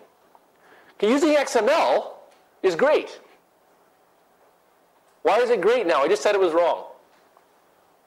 It's great because it's really nice to be able to inject something different into your class, depending on when you're using it, depending upon your environment. You may want to inject a mock object in one case during testing and a real object at runtime. That's the argument that Spring guys give. And that's right. You may want to inject something different at runtime than during test. So why am I telling you one thing and then turning around and telling you something different? Well, I'm not. I'm telling you two things. One is that you should be using annotations. The second is that you can also use XML if you want to inject something different. Okay, this is important. Annotations indicate the dependency that does exist in your code. XML gives you the flexibility of injecting different things into that code. And you can use the two together. All right. That's my gospel preached. Question up the top. Can I? I'm sorry, I can't hear. I have really bad hearing. I'm sorry about that. But my hearing almost doesn't work, so you have to kind of yell out. Can they override each other? Can they override each other? Is that what you're asking? Yes. The answer is yes. XML is meant to override annotations. That's the point. Yeah. So Java EE supports injection. And there's a certain limited number of resources that you can inject into a Java EE component. And Java EE defines what the resources are. There are user transactions, there are data sources, a number of things like that. EJB can also be injected into your application. You can inject an EJB, in a sense, as a resource using EJB annotation. This is the limitation when you say it can inject only certain specific kind of objects as opposed to Spring that can inject. Exactly. As opposed to Spring, which can inject anything. Okay, if you're using a Spring container, you can inject, you just have to define what the thing is you're injecting, and you can inject that thing into something else. Right? That's the way Spring works. It's sort of generic injection. Whereas Java EE is limited in its injection right now. Java EE says you can inject this, and this, and this. And that's what you can inject. In practical terms, that's mostly all you'd want to inject in a Java EE application anyway. But there are still some cases missing in Java EE that I would like to add, and I think we're looking at adding. Whether they actually get added is still up in the air. But you can inject a lot. Dependency injection expected somewhere in Java 6 or 7 in the SE release. Yeah, can't promise that. Dependency injection in SE is a little bit harder. You have to have VM support for that, right? And I'd like to have that. And I think Rod Johnson even proposed to have something like that at one point, JSR, but it somehow didn't get accepted. I don't know why. But I think that would be good. So you can also, instead of inject, you can dynamically look things up. Here's an example of a data source. I said I was going to go faster, but I'm not going very much faster. So we might have to cut some persistence off at the end. But we'll see. We'll see how it goes. You always have the slides. Okay, stateless. We know this. That says this is a stateless bean, but resource is new. Resource is an annotation that says, I want to inject this data source into this stateless session bean. And the container is responsible for doing that.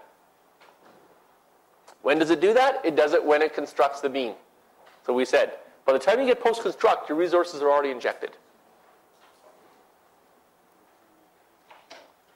Now, by the time I actually do create account method, my data source is already initialized, account DS.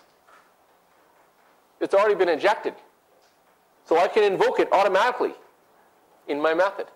Right? Every business method can go ahead and use account DS because the container has taken the data source and injected it in there.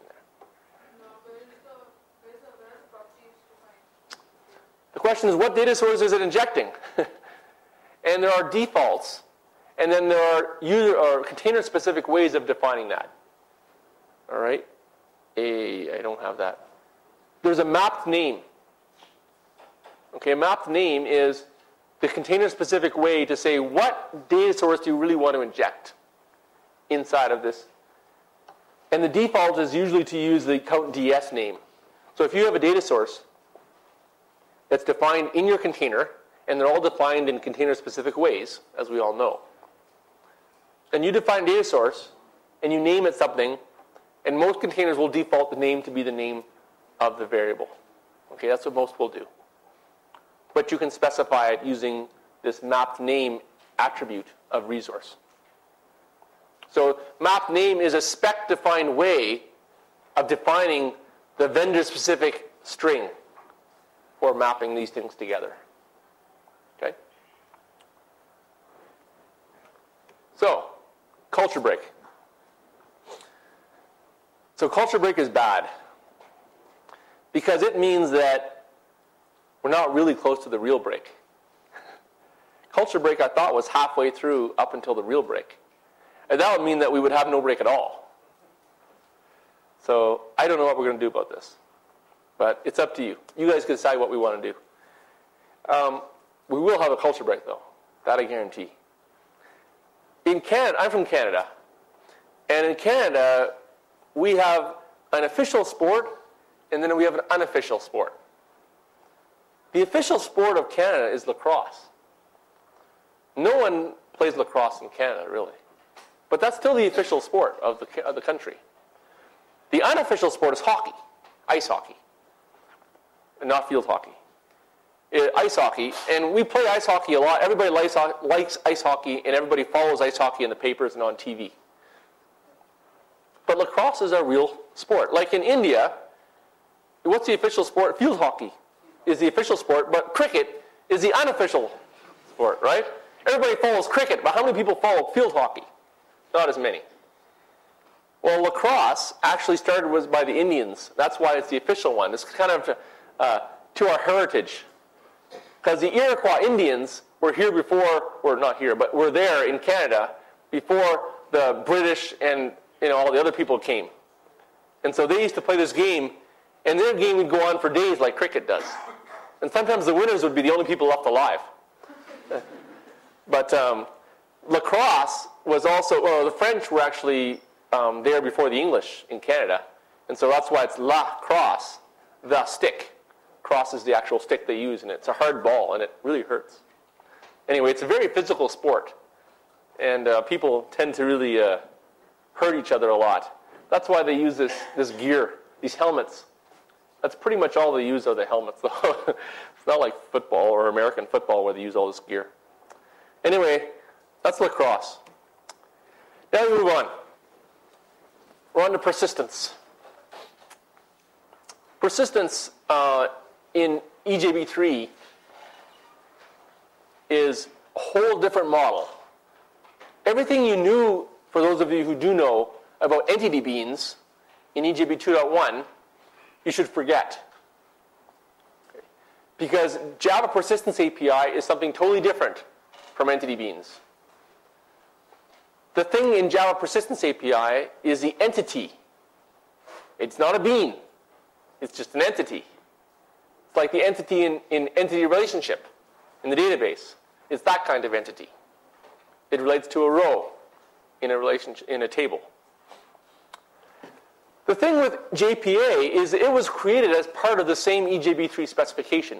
When we did EJB 3, we did both the component side that we've talked about up to now, and we did the persistent stuff. All that under EJB 3. That's why JPA is kind of associated with EJB 3, because it was in the same specification. In fact, we created two different documents in EJB 3. There's the component document, the session beans and all that stuff, and then the JPA persistence document. And now, and we did that because we knew the next round they'd be split apart. Now they are split apart. They're different JSRs. 318 for EJB 3.1, which does not include persistence, and 317 for JPA 2.0. Okay? Now, some people think, and I've heard this number of times, that EJB 3 or JPA is just taken from Hibernate. And that is incorrect. It is not taken from Hibernate. It is taken from object-relational mapping. Anybody that tells you it was taken from Hibernate is ignorant of object-relational mapping. What they're telling you is that the only object-relational mapping they know is Hibernate. That's what they're telling you. Object-relational mapping has been around for 15 years. And the things in JPA are all those same things that have been around for 15 years. Hibernate has been around for, what, 5? Now, Hibernate may be the only thing some people know. And so it may look like Hibernate, and that's fine. It does. But it also looks like all the other object-relational mapping that has been around, like TopLink and JDO, which has also been around for longer. Okay. TopLink has been around for 10 years or longer. It was doing this long before Hibernate. Other ORM mappers have been around for a long time. So whatever you use, you're going to say, oh, it came from this. Because you're going to recognize what you use in JPA. So JPA is a merger of these things. And ways to do it. For the most part, it's the same, but there are slight differences. And if we have time, if we get to the end, we'll see what those differences are. What's an entity? An entity is a class. It's a class in Java. That's all it is a regular class. There are only a couple requirements that are different from regular classes. One is that it can't have final fields or properties. This is really an implementation requirement. In practice, it's not even really a requirement. Most containers, most JPA providers will let you get away with having final fields and properties. But we required this because there are some implementations that won't allow that. Because you may, as an implementation, you may want a subclass. And one of the goals of JPA was to allow as many different implementations as possible. So not to handcuff an implementer to use a certain technique to implement. If they want to use subclassing, they can go ahead and use subclassing to do JPA. If they want to do proxying, they can go ahead and do proxying. If they want to do bytecode weaving, they can go ahead and do that. It's up to the implementation. We wanted to allow as many different kinds as possible. And by making this one requirement to say that a JPA entity can't have final fields of properties, then we would allow subclassing as an implementation. So we did that. But those who don't use subclassing actually go ahead and allow that anyway. The second one is a no-R constructor, and that's not really much of a requirement because you get that for free from Java anyway in most cases when you create a class. Okay? What are requirements that used to be in entity beans? Excuse me. Used to need to have interfaces. You don't need those anymore. Used to need serializable. You don't need to be serializable anymore. You may be serializable. You may have interfaces, but you're not required to. How do you create an entity? These are the 5 steps. We'll go through these steps. You create the class, you add the metadata, add the ORM metadata, configure it, and then add it to the packaging information. Let's go through those separately. Create the class. Here's my account class. Remember, we had our single account entity. When I showed you that example application at the beginning, we were going to have one entity class. That was an account class. Okay? This is our account. It's got an ID, a customer name, and a balance. And then our constructors, if we have any, or getters and setters. But that's the state that we have in our entity. That's the state that we want to store in the database. Add the entity metadata. Again, a single annotation makes this an entity. And again, I can use an XML if I want to. I don't need to add an annotation if I don't want to. I can have an XML mapping file. Now it's an entity. And the container, the JPA provider will recognize it as an entity. The mapping metadata. How do I map this to the database? I need an identifier. So this is the identifier, an @ID annotation, which says, treat this as the primary key. And @generated value says, I want this to be generated for me. I'm not going to be filling this in. I want the provider to be filling this in. So whatever you generate, I want this to be filled in as the primary key. And I don't even care what it is. And this column annotation says, I want this cust name field to be stored in the cust column in the database. And that's the metadata. Why aren't I putting anything for balance? Because there's a default that's being assumed. You know how Ruby on Rails has a bunch of defaults? Well, JPA has defaults too. Maybe if the column was called cust name in the database, then I wouldn't have to specify this column annotation. So the default for a field is just the name of the field as the column.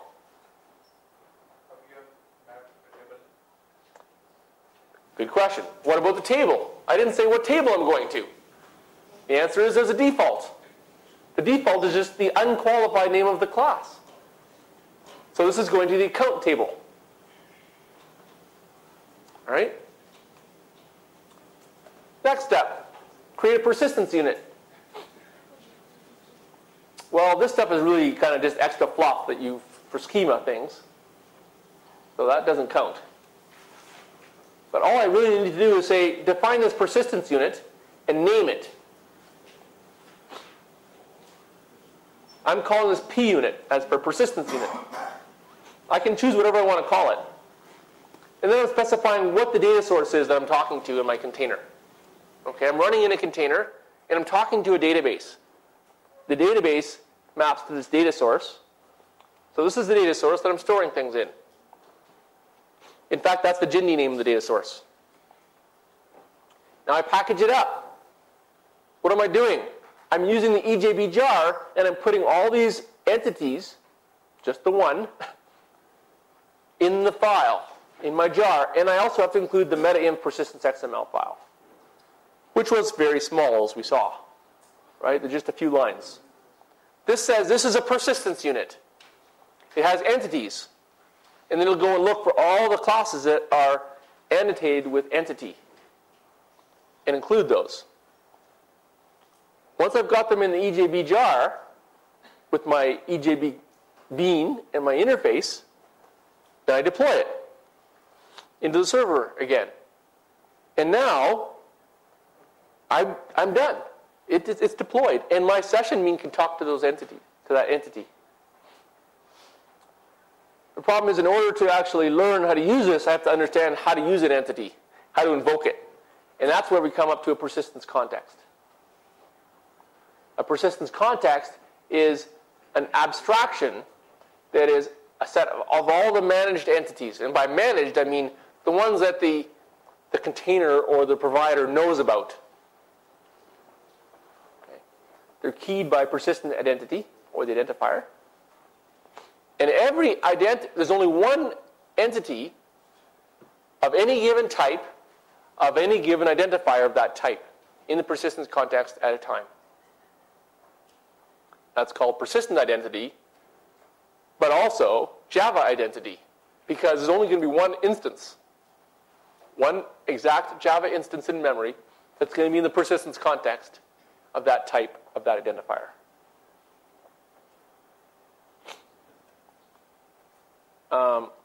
If the persistence context is closed, then all the entities are detached at that point. They're no longer managed. That means the provider doesn't know about them, and they can't be managed or maintained as things go forward. So they're not part of the persistence context, but they still may exist in the database. In fact, if they're detached, then they do exist in the database. And here's a graphical picture. Graphical picture here is, I have an application and an entity manager, which we'll talk about, which points to a persistence context. And if all of these boxes are actual instances, and these things here are references to instances, then my application has a reference to an entity A, which points to the actual instance in the persistence context. Entity B points to another instance in the persistence context. Entity D points to another instance which isn't in the persistence context, which is detached. And then entity C, which is in the persistence context, but which I'm not pointing to. So it's managed. So these are all managed, and this instance is detached. Yes? Is entity manager a way to access a persistence context? Correct. The entity manager is the way to access the persistence context, because it's the thing that has the API on it. The persistence context is just an abstraction that you don't actually invoke on. There's no persistence context API. There's an entity manager API. It holds onto a persistence context, but you actually invoke on the entity manager.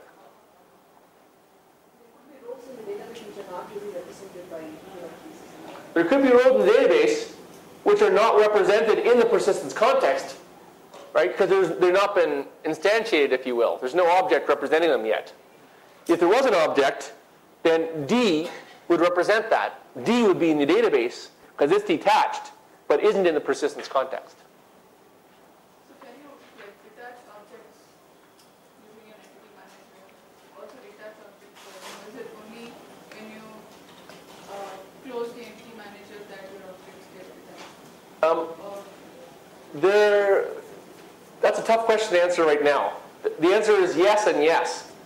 You can do both. You can get an entity detached object through entity manager access operation, and then closing the entity manager, that gets detached. And you can also get it another way by invoking an entity manager, which essentially has a temporary persistence context. So it's already detached when you get it, a non-transactional one, for example. But we'll talk about that later. Mike, can you elaborate on the term detached and attached? What is what is the term? The term detached and attached or managed is only determined by whether it's in the persistence context or not. That's the basic definition. Okay, they both exist in the database, whether it's detached or attached, but in one case, it's in the persistence context managed by an entity manager. In the other case, it's not. That's detached. But still, D is representing a role in the database. It's in the database, but it's not managed inside a persistence context. So the entity manager doesn't know about it. When it is object, user entity. Actually, first time I read the object in the persistent context, but the user is associated with the list of binaries. But it is reading in the second bullet, but both are the same context. And in the servers, in the code itself, I want to attach, positively attach the countries associated with the user.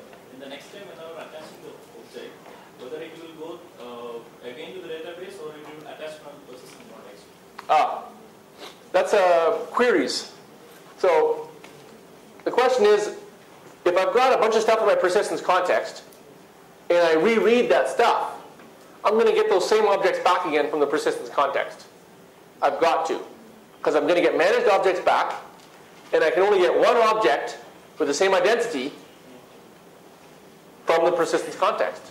So I must, of necessity, get those exact same instances back from the second query. And then the next time, it is drawing the second query, or it is taken from the persistent context? No, the second query must take them from the persistence context. Now, whether it goes to the database in addition to that is another question. And that can be configured whether you go to the database or not. But the instances that are resulting from that query, the actual Java instances are coming from the persistence context. It may go to the database, get data, and put it in the persistence context instances, and then return those instances again. But it's got to return the same instances if it's in the same persistence context. That's the technical answer to your question. Now, I think as we go through queries, we'll learn more about this, and you'll be able to ask a better question, I think, because you'll understand more about what you're asking. Because there's actually different questions in that you just don't know about right now. Yes? Question regarding the performance. With Hibernate, we observe that when we have terabytes of data, it doesn't really scale. So we have to go back to the old JDBC. How about JPA? Does it scale with large amount of data? It depends on your JPA implementation. Some JPA implementations, obviously Hibernate that you're experiencing isn't scaling. You could actually, if you wrote to JPA, you could try a different implementation and see if they scale any better. And that's in fact what we see in TopLink. People will try one in Hibernate, find it doesn't scale, and try it in TopLink, and find it does. I have a question. It also depends on the way they have matched, probably the fetch. It depends on a lot of things. Depending on how you've actually implemented it, it could be an application level thing. In which case you could try every provider and none of them will scale because of what you're doing in your application. So sometimes people blame the provider when it's not really the provider's fault. But sometimes it is. But even the Hibernate itself recommends that if you have terabytes of data, then whatever you do, it doesn't scale. Well, of course. I mean, depending on what your application is, maybe you can't scale. Right? Maybe you have to be a little smarter about how you organize your data and about how you read data in and stuff like that. Yeah. Yes? We are using the top-level implementation of JPA, and we observe that for each entity, it actually creates 3 instances context. So what it actually eats up 3 times more memory. So what is the reason for that? And is it dependent on the implementation, or it is something related to with the actual JPA specifications? We really cannot find any proof of it. Right. So there's different. So you're using one implementation, which is TopLink, which is by default creating multiple instances. There are actually ways to optimize that so that you create fewer, or that you optimize, what's actually happening.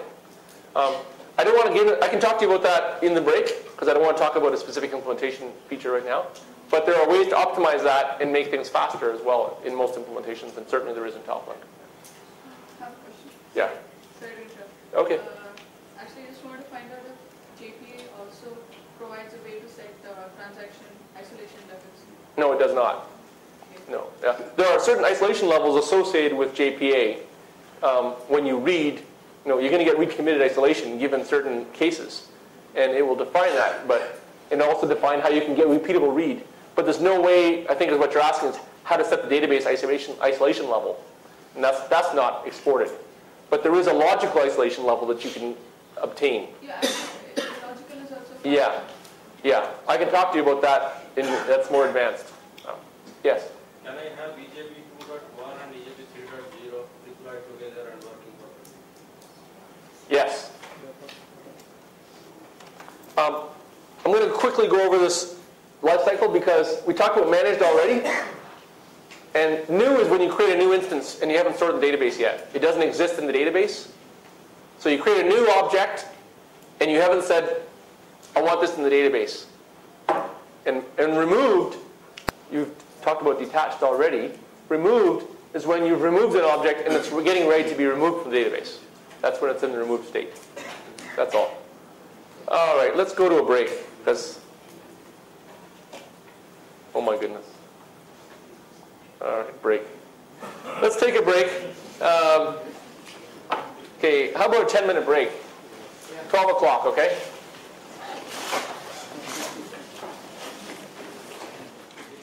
Well, we're going to have to start. So we'll have to be a little more, I guess, subjective about which parts we want to do now, because we'll have to start dropping parts off.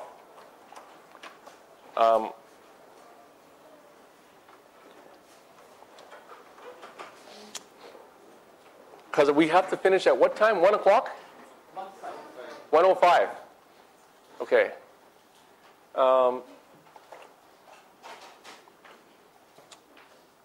The other thing is I also have another talk this afternoon which is going to cover more, it's all JPA.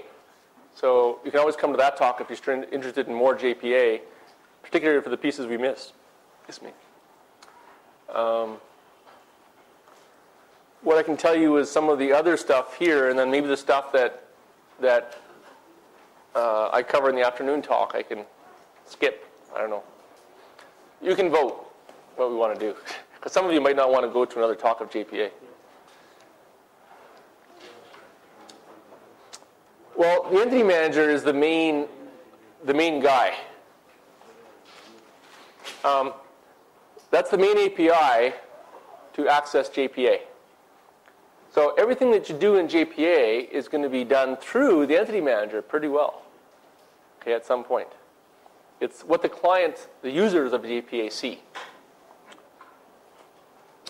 So there's different parts of the entity manager that distinguish it. And so you have these degrees of transactionality, its life cycle, and the scope that determine whether it's a JTA entity manager or resource local, whether it's container managed persistence context or application managed, or whether it's an extended or transactional persistence context or entity manager. So just a couple of quick notes. I'm not going to spend too much time on this because this is more advanced, and I could spend as much time, I could probably spend a whole workshop on talking about the entity manager. But let me just say that the transaction scope determines whether the entity manager demarcates transactions based on the JTA transaction around it, or whether it's a very own local transaction. And we call that resource local. So there's two different kinds of entity managers. And you can specify what kind of entity manager it is. Normally, you don't have to specify it, though. Normally, depending on how you use it, the right one will be determined. So if you're using it in a container, like we are right now, and you're using a session bean and then calling it, then it will be a JTA transaction because you're using a session bean, and the transaction around the session bean is a JTA transaction. So it will be a JTA entity manager. And the container creates JTA entity managers. Extended means that if you have a transaction and the transaction completes, then all those entities in the persistence context still stay around. The persistence context keeps living and keeps existing beyond the scope of the transaction. We call that an extended persistence context. On the other hand, if it's a transactional persistence context, then the transaction will cause, when it commits, will cause the persistence context to be closed. And then the lifecycle part is the container managed versus application managed. Someone was just talking to me at the break saying they used a special call called create entity manager on the entity manager factory.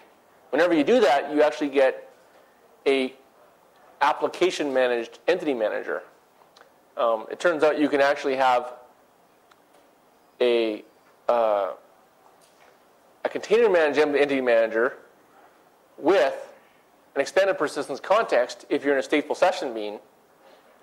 And you can also have an application managed entity manager with extended persistence context. In fact, every application managed entity manager is extended in its persistence context.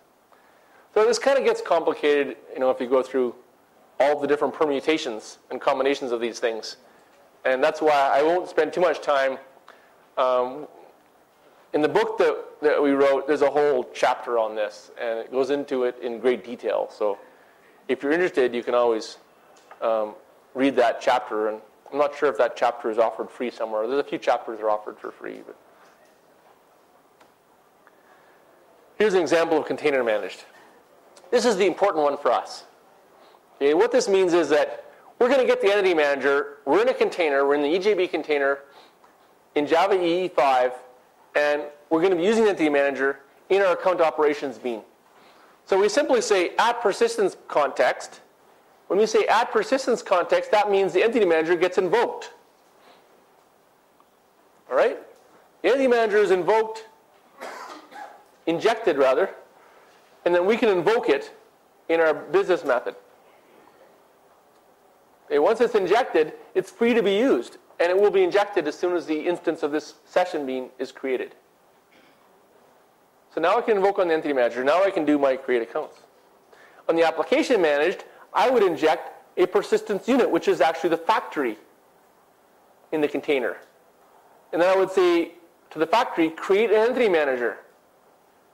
And that entity manager stays around for as long as I leave it around until I say close. In this one, I don't even have to say close. It creates an entity manager for the lifetime of my business method. I invoke on it, and then I'm done with it. The container will close it for me. So the container creates the entity manager, and it closes the entity manager. It controls the life cycle of that entity manager. It's container managed. Application manager means I control the life cycle of the entity manager. I create it, and I close it. But I'm still injecting the factory in this case. It's an easy way to get the factory.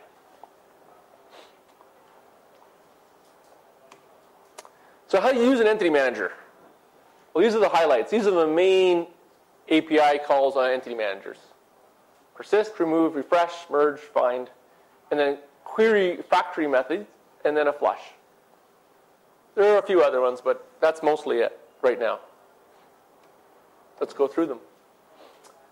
So how do you create an entity? You construct a new instance, and you invoke persist. That's how you do it. Okay? It becomes managed, and then when the transaction commits, the entity gets committed to the database. So in this case, my create account method in my session bean, we're going to implement it now, finally. We pass in the customer name, and we're going to get an account back. Now remember, we specified an annotation back when we did our entity creation with a generated value annotation on it. Remember that? At ID, at generated value. What that meant was we wanted the persistence provider to create the identifier. We're not passing the identifier in. So we are just passing a customer name, and we're going to return the identifier from create account. So I create a new account with that customer name, and I persist it with the entity manager. And then I return the ID that's filled in the account. That should be all I have to do. That's my create account. But there's a problem with this. The problem is that the generation of the ID is not really defined very well. Because some IDs, we said we don't care how it's defined. So depending on how the provider chooses to generate it, it may choose a method that needs the entity to be written to the database. And the entity here may not be written to the database until the transaction commits. This is a session bean method. When is the transaction going to commit for this session bean method? We'll assume that it's required and the transaction was created when we entered and then gets committed when we leave. It's not going to be committed until here, right? When the method's done.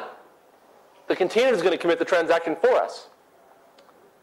So this hasn't actually been written to the database yet. So depending on how the ID gets created, I may not even have it. It may still be null at this stage. We're not sure.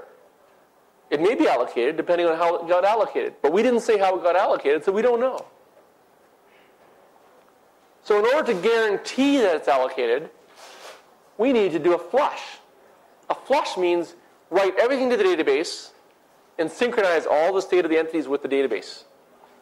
That doesn't cause a transaction to commit, but that says do all the writes that have to be done and make sure the database reflects those writes. And now my account will have the ID in it, even though the transaction doesn't get committed until then. Everybody understand that? Yes. Just a minute. This one. This transaction is a DB transaction or it is. So the transaction we're talking about is a JTA transaction. It's the container managed transaction for this session bean method. So it's happening inside the container. It's happening inside the container, and the container is creating it for this method because we're saying this is required, like session beans. It creates a transaction and then gets committed when the method commits. Okay, so when you say persist, it is not actually connecting to the DB. It's doing it. Most implementations won't actually persist to the database. Some might, in which case it'll be there. We won't need the flush, but some might not. In actual case, most won't. Most will defer the actual writes to the transaction commit time. Sorry, was there a question over here first? Yeah, is it possible to flush just this object instead of calling a flush on Is it possible to flush just that? It's not possible to flush a single object. And the reason why is because persist may actually cascade to other objects as well. Okay, so you can't actually just kind of flush one thing. There's other things that may happen. So you kind of flush the whole thing at once. It may be that only that one object is in this case, that will be essentially what you want anyway.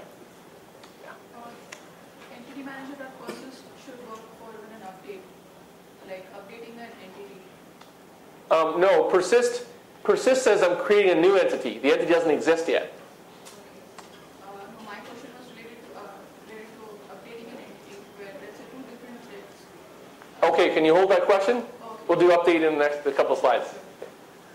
So this is creating a new one. Persist is only for creating new entities. That object can't exist in the database or you get an exception. Wouldn't have been better to actually pass the continuation of the same question? To pass the what? In the continuation of the same question it was asked that when we flush, it would have been better if we specify the object, the entity as well.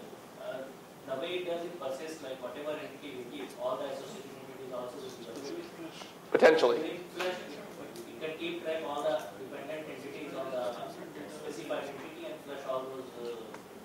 Oh, I see what you're saying. You're saying maybe it'd be nice if I could only flush the object at the front and then not flush the other objects that were persistent at the same time. Possibly. But again, this persistence context is a graph of objects. And flushing only one thing is not currently defined in JPA. Okay. And normally you don't. In fact, this isn't even the way that I would normally solve this. Normally I would specify what ID generation mechanism I want to use, which you can do. We said generated value, but we didn't say how the value should be generated. You can actually choose a value, or choose a mechanism to generate the ID in a way that you know it'll be available, even though you don't write to the database. So you can get it from the database, and it'll know to go to the database and get it, and things like that. But this is just kind of to show you that you kind of have to be aware of how things are working for you. Was there another question? Oh, wait, question? It's also not advisable for when multiple transaction takes place. Like what we want to flush, we are actually telling here exactly, right? There's only one transaction per method. The container can handle multiple transactions. Sure, the container has multiple and each has their own method. And so they have different entity managers, is what happened. They're isolated from each other. Because this is transactional. Isolated. Yes. Yeah. So for each class we will have for each persist we will have each entity manager. Well, it gets injected for you. When you did this back there, the container injects the entity manager for you, and it injects the transactional one for that transaction. So that's the nice thing about using this in the container, is that all the work gets done for you. You don't have to worry about threading, you don't have to worry about concurrency, you don't have to worry about life cycle. You just have to say, invoke persist, and then you're done. And it all just works. That's the nice part about working in the container. So that's about flushing now, since we did a flush. That was really a segue to showing you flush. It causes all the changes to be written out. That means that anything that you persisted will get inserted, anything that you removed will get deleted, and callbacks will also be triggered. What callbacks? I haven't told you about callbacks yet, but there are some, and they will get triggered. The transaction doesn't get affected, the commit still happens when it happens, so forth. Now reading. Here, I want to pass the class and the value of the identifier or the primary key that I want to find. So a simple find call says, find by primary key is essentially what it is. Okay? Then I returned a managed instance. Something that is in the persistence context will get returned as part of that find call. Do you have a question? No, just stretching your hand. Okay, if I don't find the object, then null is returned. There's no exception, just null. It's easier to handle that way. You don't have to do try catch and all that stuff. So here's our get balance method on our session bean. All I have to do is say find, pass in the account ID, because we're passing the account ID of the account, the class that I want to find, and now I've got it. And I just get the balance and return that. Okay, now if that object doesn't exist, I get null pointer exception. So maybe this isn't the greatest code, but it's sure short, and it's easy to show on a slide. So this isn't the most robust code, but it shows what it needs to do. Right now I only accept valid account IDs. Yes, question? There is no typecasting required. What is good question. There's no typecasting here. Why is that? Well, I told you at the very beginning what the answer to that was. Indirectly. What I told you was Java EE6, or Java EE5 in this case, makes use of Java SE5. And that means we were allowed to use generics in the API for Entity Manager. So the class that you pass in here is also the return type of find. That means you don't have to cast, which is very nice. Okay. Any other questions about reading? A simple find call. So this returns a persistence context in the Entity Manager, returns an object that is in that persistence context. Of course, the fact is that when the transaction is committed, the Entity Manager is going to be closed for you. So the persistence context is closed. So this object gets detached at the end, but you don't care. Okay, updates, modifying. How do you do a modify? Well, once you've got the instance, then you don't have to call the Entity Manager for anything, because it's managed. It's in the persistence context. The Entity Manager knows about that entity, so you just have to start changing it. And then when the transaction commits, the changes will be reflected in the database. So there's no update call. There doesn't need to be. All I have to do is I have to find it. So here I'm going to deposit some information, some money. The information I'm accepting is account ID. So I first look up my account with the ID in the class using the find that we already know how to use. And then I'm setting the balance to be what it was plus the amount I'm depositing. And the result of this is going to be how much I now have as the new balance. Okay, the new balance of this is that. And then the transaction commits. I did a find which causes that entity to be managed in the persistence context. And now I just change it inside that managed instance. And that change will be reflected in the database when the transaction commits. Okay, did you have a question now, or is it answered? Manually updating the database, like we did a persist. There is no call for manual update, because you have to first you have to first manage the instance. And so you have to read the instance in. And then you don't have to do anything, you just change it. Let's say I don't want to wait till the Okay. Okay. Let's say you don't want, oh sorry, that wasn't the question I thought you were going to ask. Ask it again. I don't want to wait till the end of the method to update the object into the database. But why wouldn't you want to wait? For some reason. Why? Well, right now I don't have an example. Okay, I knew you didn't, because there is none. No, there isn't. No, there might be one or two. But the only way you could do it is flush. The reason why I say there is none is because there's still transaction isolation. Remember your earlier question. Your transaction isn't committed. So flushing it early would really serve no purpose because no one else can see it yet anyway in the database. Only you can see it, and you have it in memory. So there'd be no real reason to do it. But you could flush it to the database and cause that update eagerly. And flush would cause that to happen. Yeah. Okay. So that's updates. Any other update questions? Okay. Well, this is a question I thought you were going to ask. What if I want to take some changes and make those changes in there without actually doing a read? Or what if I already read it a long time ago in another persistence context? I've already got it. Why do I want to reread it again? So that's the question some people ask. And this is the answer to that question. It is, what if I want to take a detached instance, one that I read in a different persistence context? I've got it in my hands. Maybe I sent it over to the client. The client changed it and now wants to send it back to the server and then change the object in the database. How do I do that? Well, there's a couple of ways. One way is I can reread the object again and then take my data and put it in the object that's managed. And that will cause the updates and everything will work perfectly. Another way is I can use a merge call. A merge call means I take a detached instance and I merge it into the persistence context. That means I'm taking the state from this thing and I'm going to put it into a managed instance of that entity type in that persistent identity. All right. The trick here is that when I call merge, I get an instance back that is managed. It's not going to take the same instance that I passed in and manage that instance. It's going to take the state from the instance that I pass in and put it into a new managed instance. That's different from persist. Persist actually manages the exact same instance because it's a brand new instance. But merge says, well, maybe I've already got an instance like that in my persistence context. Maybe not. Who knows? But it takes a new instance, returns the one from its persistence context, takes the state out of the other one. So our merge, it looks pretty simple, doesn't it? But there's a lot that's happening underneath. This is probably the most complicated call that we've got so far.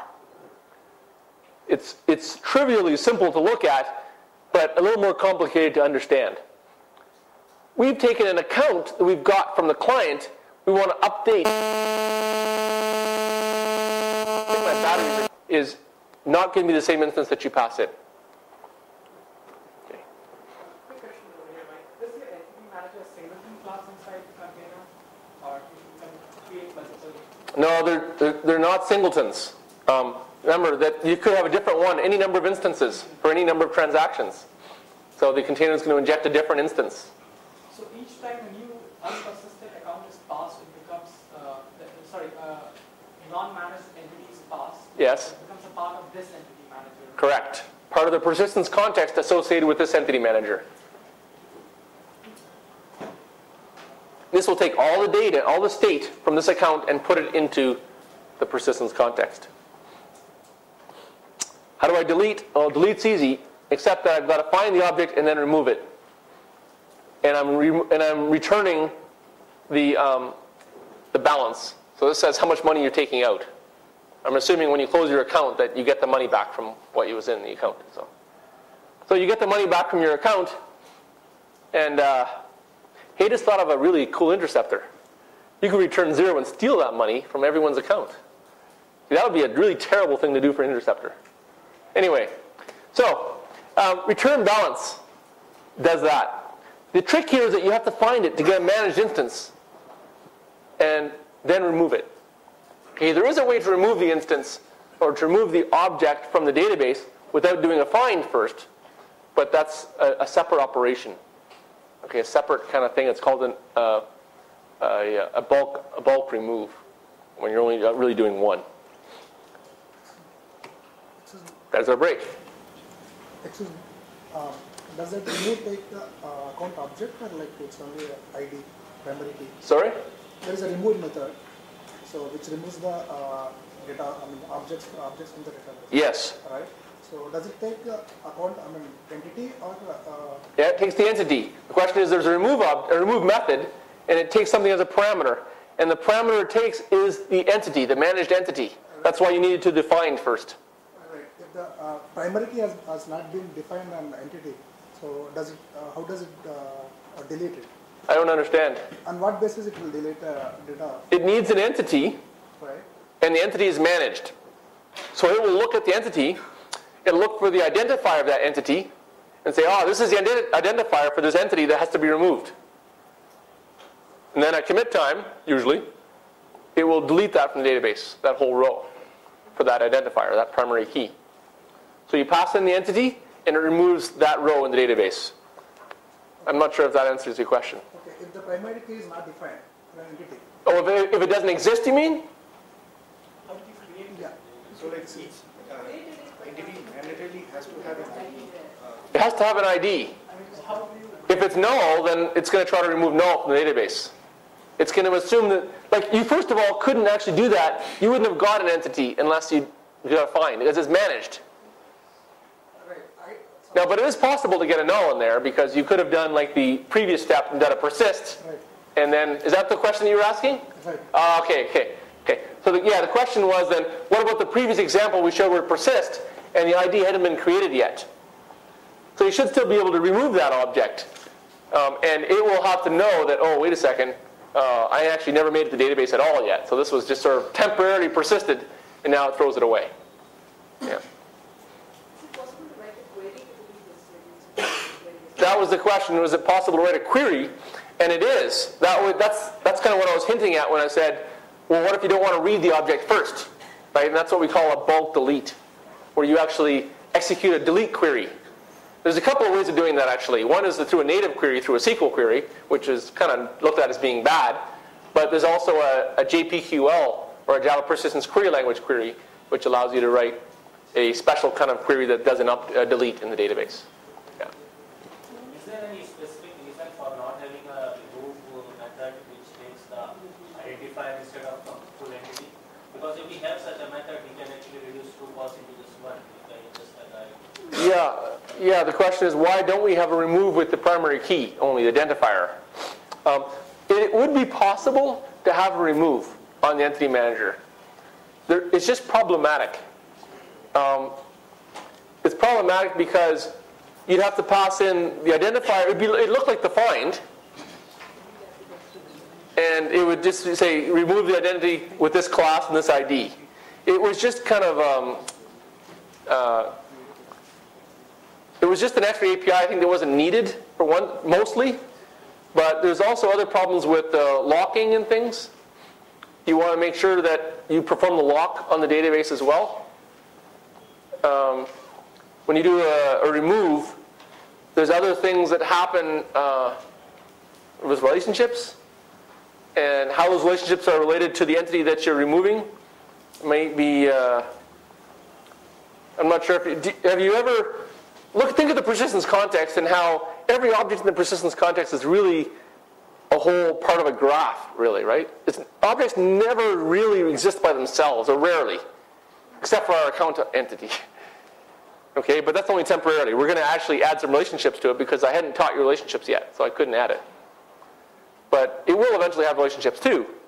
So rarely do they, and so it doesn't usually make sense just to remove an entity by itself. Usually you have to break its relationships with other things, and then make sure that you do things in the right order. You know what I mean? I don't want to get into too long right now because it kind of is a little more involved. If you see me afterwards, I can talk to you a little bit more about it. But it has to do with most relationships and locking. Okay. I'm sorry, I didn't hear that. Flush. Container will flush. Automatically flush. You want to answer a question? You already answered it? Is your question answered? Yeah. Okay. Let's say we are not using EJB 3. I don't have any container which initiates a transaction or closes it. Let's say I'm writing a test case, a unit test case for this. Okay. So, is there a way to begin a transaction and end it manually? Okay, the question is, what if I'm not using a container and this closed account now doesn't have a automatically container created transaction for me? And there's two ways of doing that. One is using a test framework that starts a transaction for you, and that there are lots available to do that. TestNG and these other kind of injection test frameworks. A second one is to start your own transaction in your test, in your setup. If you're using JUnit or something like that, then in your setup you start the transaction, and then in your teardown you commit it. But how do we, so I usually start the transaction using the entity manager? Right. Well, you also, because you have the same problem with Entity Manager. If you're outside the container, you don't have injection of the Entity Manager either. So in your setup, you'll also have had to have gotten the Entity Manager, right? So in that same place, you'll also have access to start a transaction from the Entity Manager. There is a way to start a local transaction using the Entity Manager, and that's what you would use. That's what I use when I do it. Okay, let me see. I think we backed up a little bit. Okay. Now, we have object-relational mapping. We have queries. We have Java SE. We have callbacks. And we have half an hour. You pick. I'm not holding responsibility for this. You got half an hour. You get to pick 2 things. Or you can pick a light brushing of over all of them. How many people want a light brushing over all of them? Most of you. I don't have to ask about anything else. Okay. Here's a brush. So the first thing, I don't know if I know how to brush, though, is the problem. I just know how to talk. I have a hard time keeping on time. So basic mapping is the same, is the first type of mapping. It's simple, it's basic. That's why it's called basic. And it's the one that's defaulted when you don't say basic. Okay? Remember our balance? We didn't specify anything there? That's a basic mapping, because we didn't say basic. Basic is assumed. And all the basic stuff gets mapped. That's simple. Take a field and map it to a column in the database. If you need to override, we saw how we used column. You can do lots of relationships as well. And the key here is that there is an owning side and a non-owning side. The owning side is the one that has the foreign key in its table. Okay, the owning entity of relationship, whenever a bidirectional relationship exists between 2 entities, then the owning side is the one that has the foreign key in its table. The non-owning side, or the inverse side, doesn't have the foreign key in its table. That's the only trick you have to remember. And if you're the owning side and you have the foreign key in your table, the way you override the name of the column of the foreign key is the join column annotation. If you have a join table, then use @join table to name what the table is. Okay, now we get to extend our entity model to 3 entities. Hooray! We now have an account having a one-to-one to customer. So each customer has an account. You're only allowed 1 account in our system. And account can have multiple transactions. Okay? And do lots of stuff. That's our new model. Let's map those. Okay, here's our account. There's our table. The first thing is, our table defaults to the name of the class, which somebody pointed out in the break is actually a 2-phase default, because there's a name of the entity as well. But that's all you have to remember, is that it ends up being the name, the unqualified name. And then we have our identifier, which defaults to just the name of the field. We don't have an @column here, so it just goes to ID.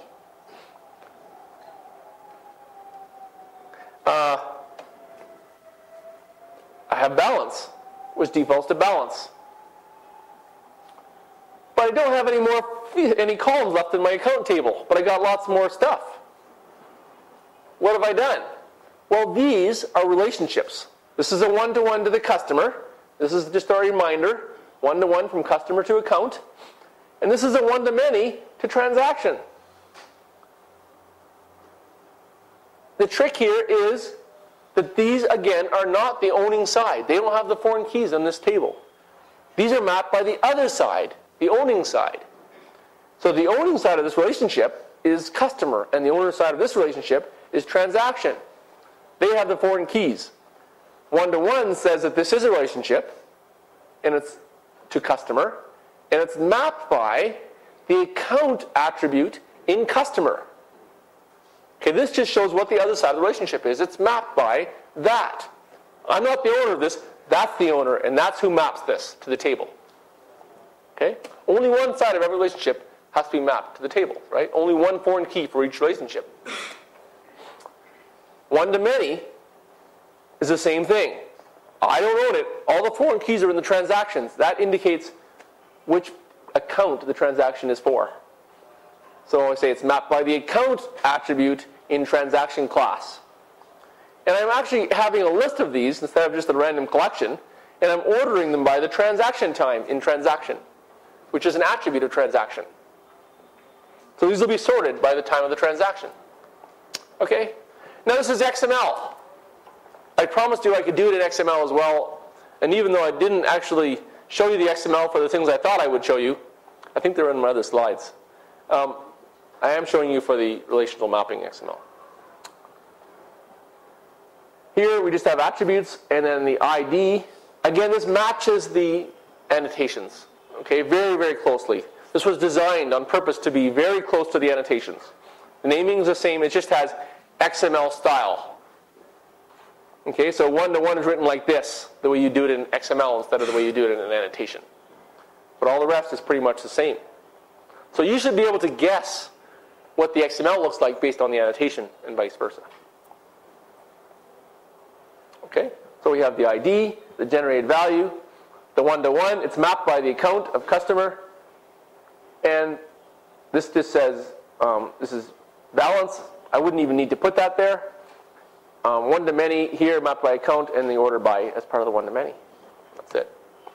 Okay, let's go to the customer class. I'm also generating the ID for customer. I'm going to the customer table, default ID, but here I'm overriding it with the name L name, and here for F name. This one's using the default adder, and here, look, something's wrong. I'm not saying what the join column is, and it's called account ACCT, but it's called ACCT underscore ID. What's going on? Well, the defaults for relationships are different than simple basic attributes. The default for relationships is that you say the name of this underscore the name of the thing it's pointing to. So this foreign key is a foreign key to this primary key. So I say this underscore the name of this primary key. That's the default rule for relationships. Yes, I could. I could actually override that. I'm going to override that next.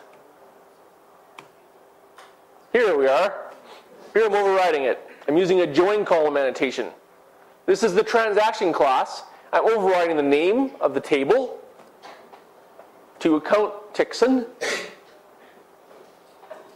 The ID is being defaulted. The transaction time is being defaulted. It's a temporal type, so I'm saying that I'm storing the time part of this Java util date. Here I'm overriding the name. Here I'm using the default. And here I'm overriding the foreign key to be account ID, even though it's called account here. The default would be the whole word account underscore ID. Okay? Any questions? Other questions? No. And there's the same thing, all the XML, blah, blah, blah. Okay, on to querying. That was quick. We gained some time there. Static queries are queries that you can write ahead of time. So they're known queries that you can write before, as part of development, before you deploy. Dynamic queries are ones that you compile or that you put together as part of your program, and you can execute dynamically. I mean, everything's executed dynamically, but these are actually defined dynamically. The language for querying in JPA is called the Java Persistence Query Language, or JPQL. Okay? Named and positional parameters are both supported. In other words, positional parameters are like the things that JDBC supports with numerical numbers for parameters, but we can actually allow named, which are much superior. The entity manager we saw was a factory for those queries. And you can do things like finding or controlling how big the query set that you're getting back is and page through it using pagination. The flush mode determines a little bit about what the question was we had earlier, about whether we want to go to the database or not, whether we want things to be flushed out to the database. There's lots of underlying options that queries can be set to enable or disable based on the vendor implementation as well. But there's some standard ones too, and one of them is a flush mode, which will determine whether you should do a flush before you execute the query. And that says, I want to write all the changes out of my persistence context and then execute the query in the database to find out what the results of this query are.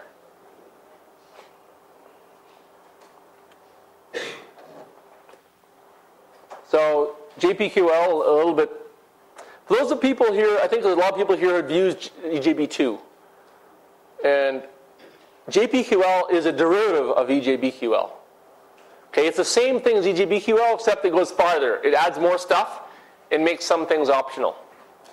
So it's a much more powerful query language, but it's pretty much the same as EJBQL. So if you know EJBQL, then it gives you a beginning to start with this.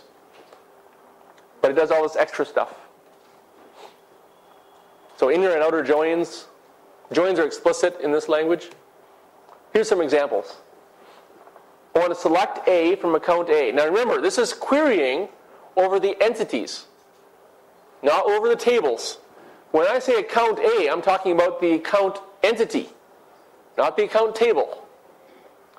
So whatever the account entity is mapped to, whatever table it's mapped to, I don't have to care when I write this query, because that's part of the mapping information.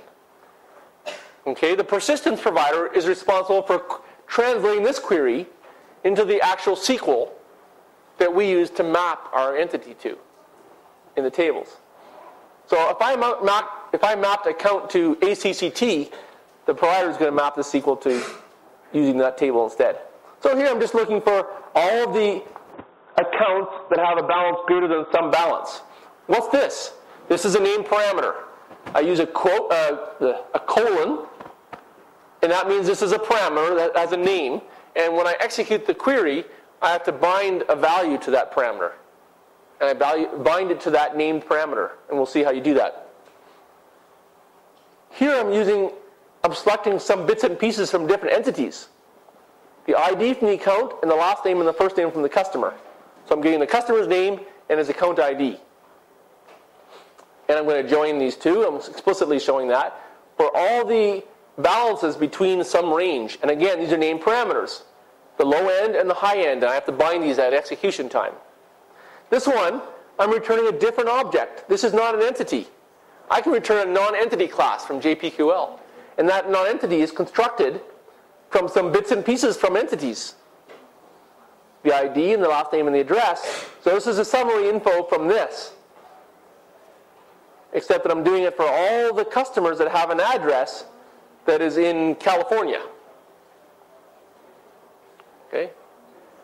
And lastly, I'm doing a join over the transactions where all the transactions, I'm returning the transactions for a given account number and a particular operational transaction. So all the withdraw is for a given account, for example. That's what this would do. So a specified withdraw is the operation, and the account ID, that's what. Any questions about these queries? This is not specifically JPA, this is purely JPA. This is JPQL, yeah. Just about the third query. Third query. That one is not a JPA entity. That is a random class that I've defined. But that class has a constructor that it takes an integer and a string. Two strings. So it selects all. Sorry? Selects. Yeah, it's a select. But it just returns different object types. So I can return non-entity types, is all that's saying. So you can use other Java expressions. I'm sorry? Can you use other Java expressions or Can I use other Java expressions on which? inside the query? Inside, I can use expressions in the where clause that, here I'm doing an and, here I'm doing a between. It's defined. It's not Java expressions so much as JPQL expressions. Okay, like the new thing which you are doing here is is a JPQL Yes. subroutine. Between and is a JPQL expression. So it's not random Java. Yeah, which I think is your question. This third query is summary info. Is it required for the summary info class to have a constructor with Yes. parameters? Yeah, it's required the summary info class have a constructor of the matching types.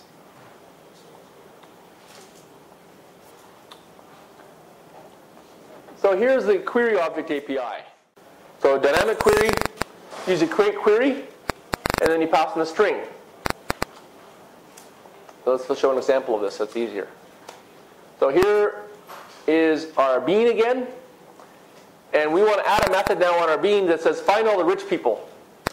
Okay, the rich guys has our own definition of what richness is. So someone over here may say, oh, he's rich if he has, $5,000. Someone over here would say he's rich if he has $100. Depends on where you are and what you think rich means. So here we're allowing you to pass that in. So you create the query. You say, if you measure create query, and this is the query string. Select a customer from account where the balance is greater than some threshold. And now I bind the threshold by setting the parameter to be what the definition of richness is. And then I execute get result list, which says execute the query and return the result. Okay, so it's that simple. So I got 10 minutes left.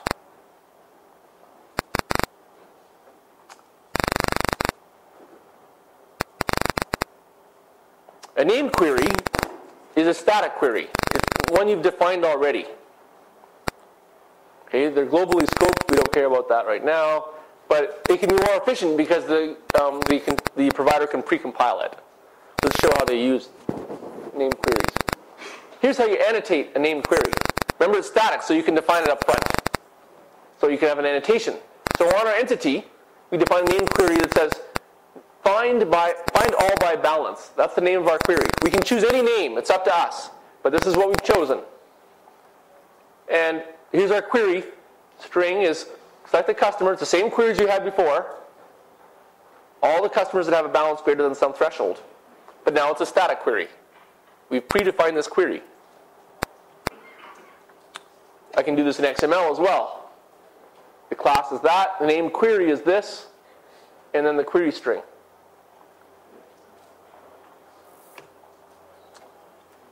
Here's how you execute it. Instead of saying create query, I say create named query. And then I pass the name of the query in. So I don't have to pass the JPQL because I already defined it. That's the whole idea. I still have to bind the parameter though, the richness, into threshold, and then I execute it. So it's pretty similar, except that I don't have to specify the JPQL. It's already predefined. Okay, native queries we won't do. Culture break. Callbacks we can't do. Except that these are the callbacks that exist. Okay, pre-persist, post-persist, these are what you expect them to be. In that this happens when you call persist, this happens before the persist calls. The thing is, post-persist happens after the insert calls on the database. And the tricky part is that update may happen anytime. There is no update call. So it could happen just before the update called the database, or it may happen earlier. An example is just this. Let's say I want to check the balance on my account. I want to check the balance to make sure that before you create a new account, before you persist, that you have to have a certain amount of money in your account. You have to open an account with minimum of $5, say. That's what we have at home. You have to say, you can't open an account with 15 cents. You have to have, say, $5. So this will check to make sure that the balance of your account when you create it is greater than the minimum balance. If it's less than, we throw an exception. Okay, so this just is a way of using a callback. Can you have joins in name queries? Absolutely. Everything you can do in a dynamic query, you can do in a name query.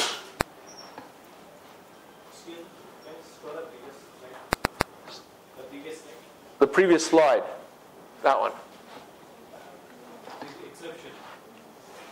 This exception, is it necessary that it should always be an object exception, or You can do whatever you want. In this case, I've decided to throw an exception, which is going to veto the persist. This is just a callback. This will roll back the transaction. and means they won't be able to persist. Okay.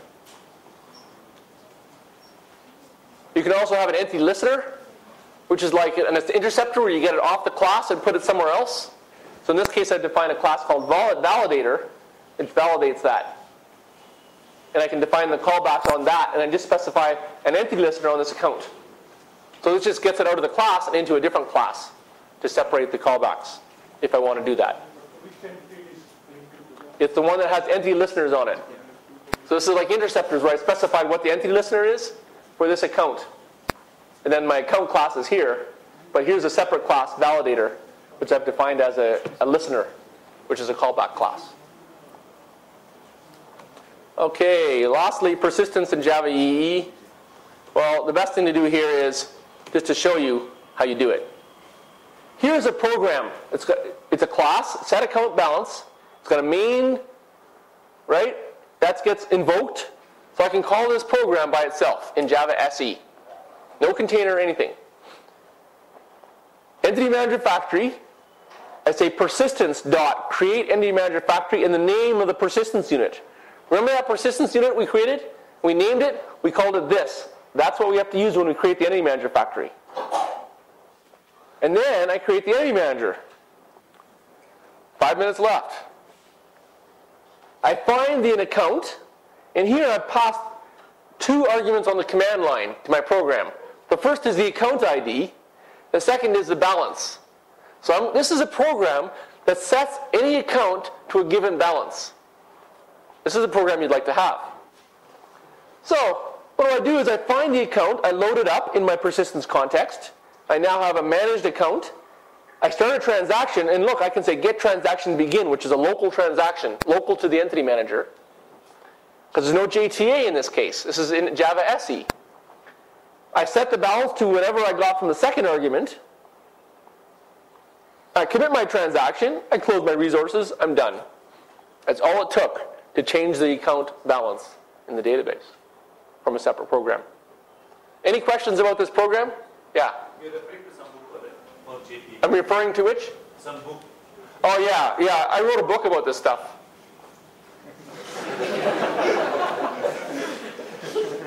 You want to know about the book? Okay, I'll tell you about the book later. I want you to know there's implementations. JPA 1.0 has a reference implementation called Topic Essentials, which a lot of people use. That's a good way to get you going. It's a really nice, easy to use. It's the easiest one to use. It's one jar. It's not all the, like, I know Hibernate, people had a hard time getting Hibernate installed because there's tons of jars and stuff. And then getting all these different layers loaded, you got to get Hibernate Entity Manager and core and annotations and stuff. This is one jar. So if you're starting off JPA, I highly recommend it comes free with Glassfish. It's open source. It's on the Glassfish website. And there's a URL at the end of this. Eclipse Link is it's another open source project. It's a single jar right now, but it's got a lot of features in it. And I'm running low. There's also Hibernate, which most of you have probably heard about. OpenJPA is one that is existing right now on Apache. I'm not sure where that is right now. IBM is mostly working on that one. And SAP has their own. That's not open source. All the rest are open source. The JPA containers, Spring 2 is actually a JPA container. It hosts JPA. And it ships with Eclipse Link, actually, in the latest version. It ships the Topic Essentials, as well as Hibernate and Eclipse Link. It's going to be shipping in the next release. And all these IDEs support JPA development. DALI is the one. I want to tell you what Eclipse Link. Eclipse JPA is going to be the new JPA 2.0 reference implementation. So Eclipse Link project is a project that has a lot of extra. It supports clustering in the cache, so cache coordination. It has a lot of optimizations, batching, batch reading and writing. It supports it's a whole another expressions, and it supports a lot more mappings and stuff. It's the fullest JPA on the market as far as I know. It also supports mapping to XML. So if you want to map the same entity to your database as well as to XML schema, you can do that. And it supports a new spec called SDO, which is part of SCA, and then mapping XML. So in summary,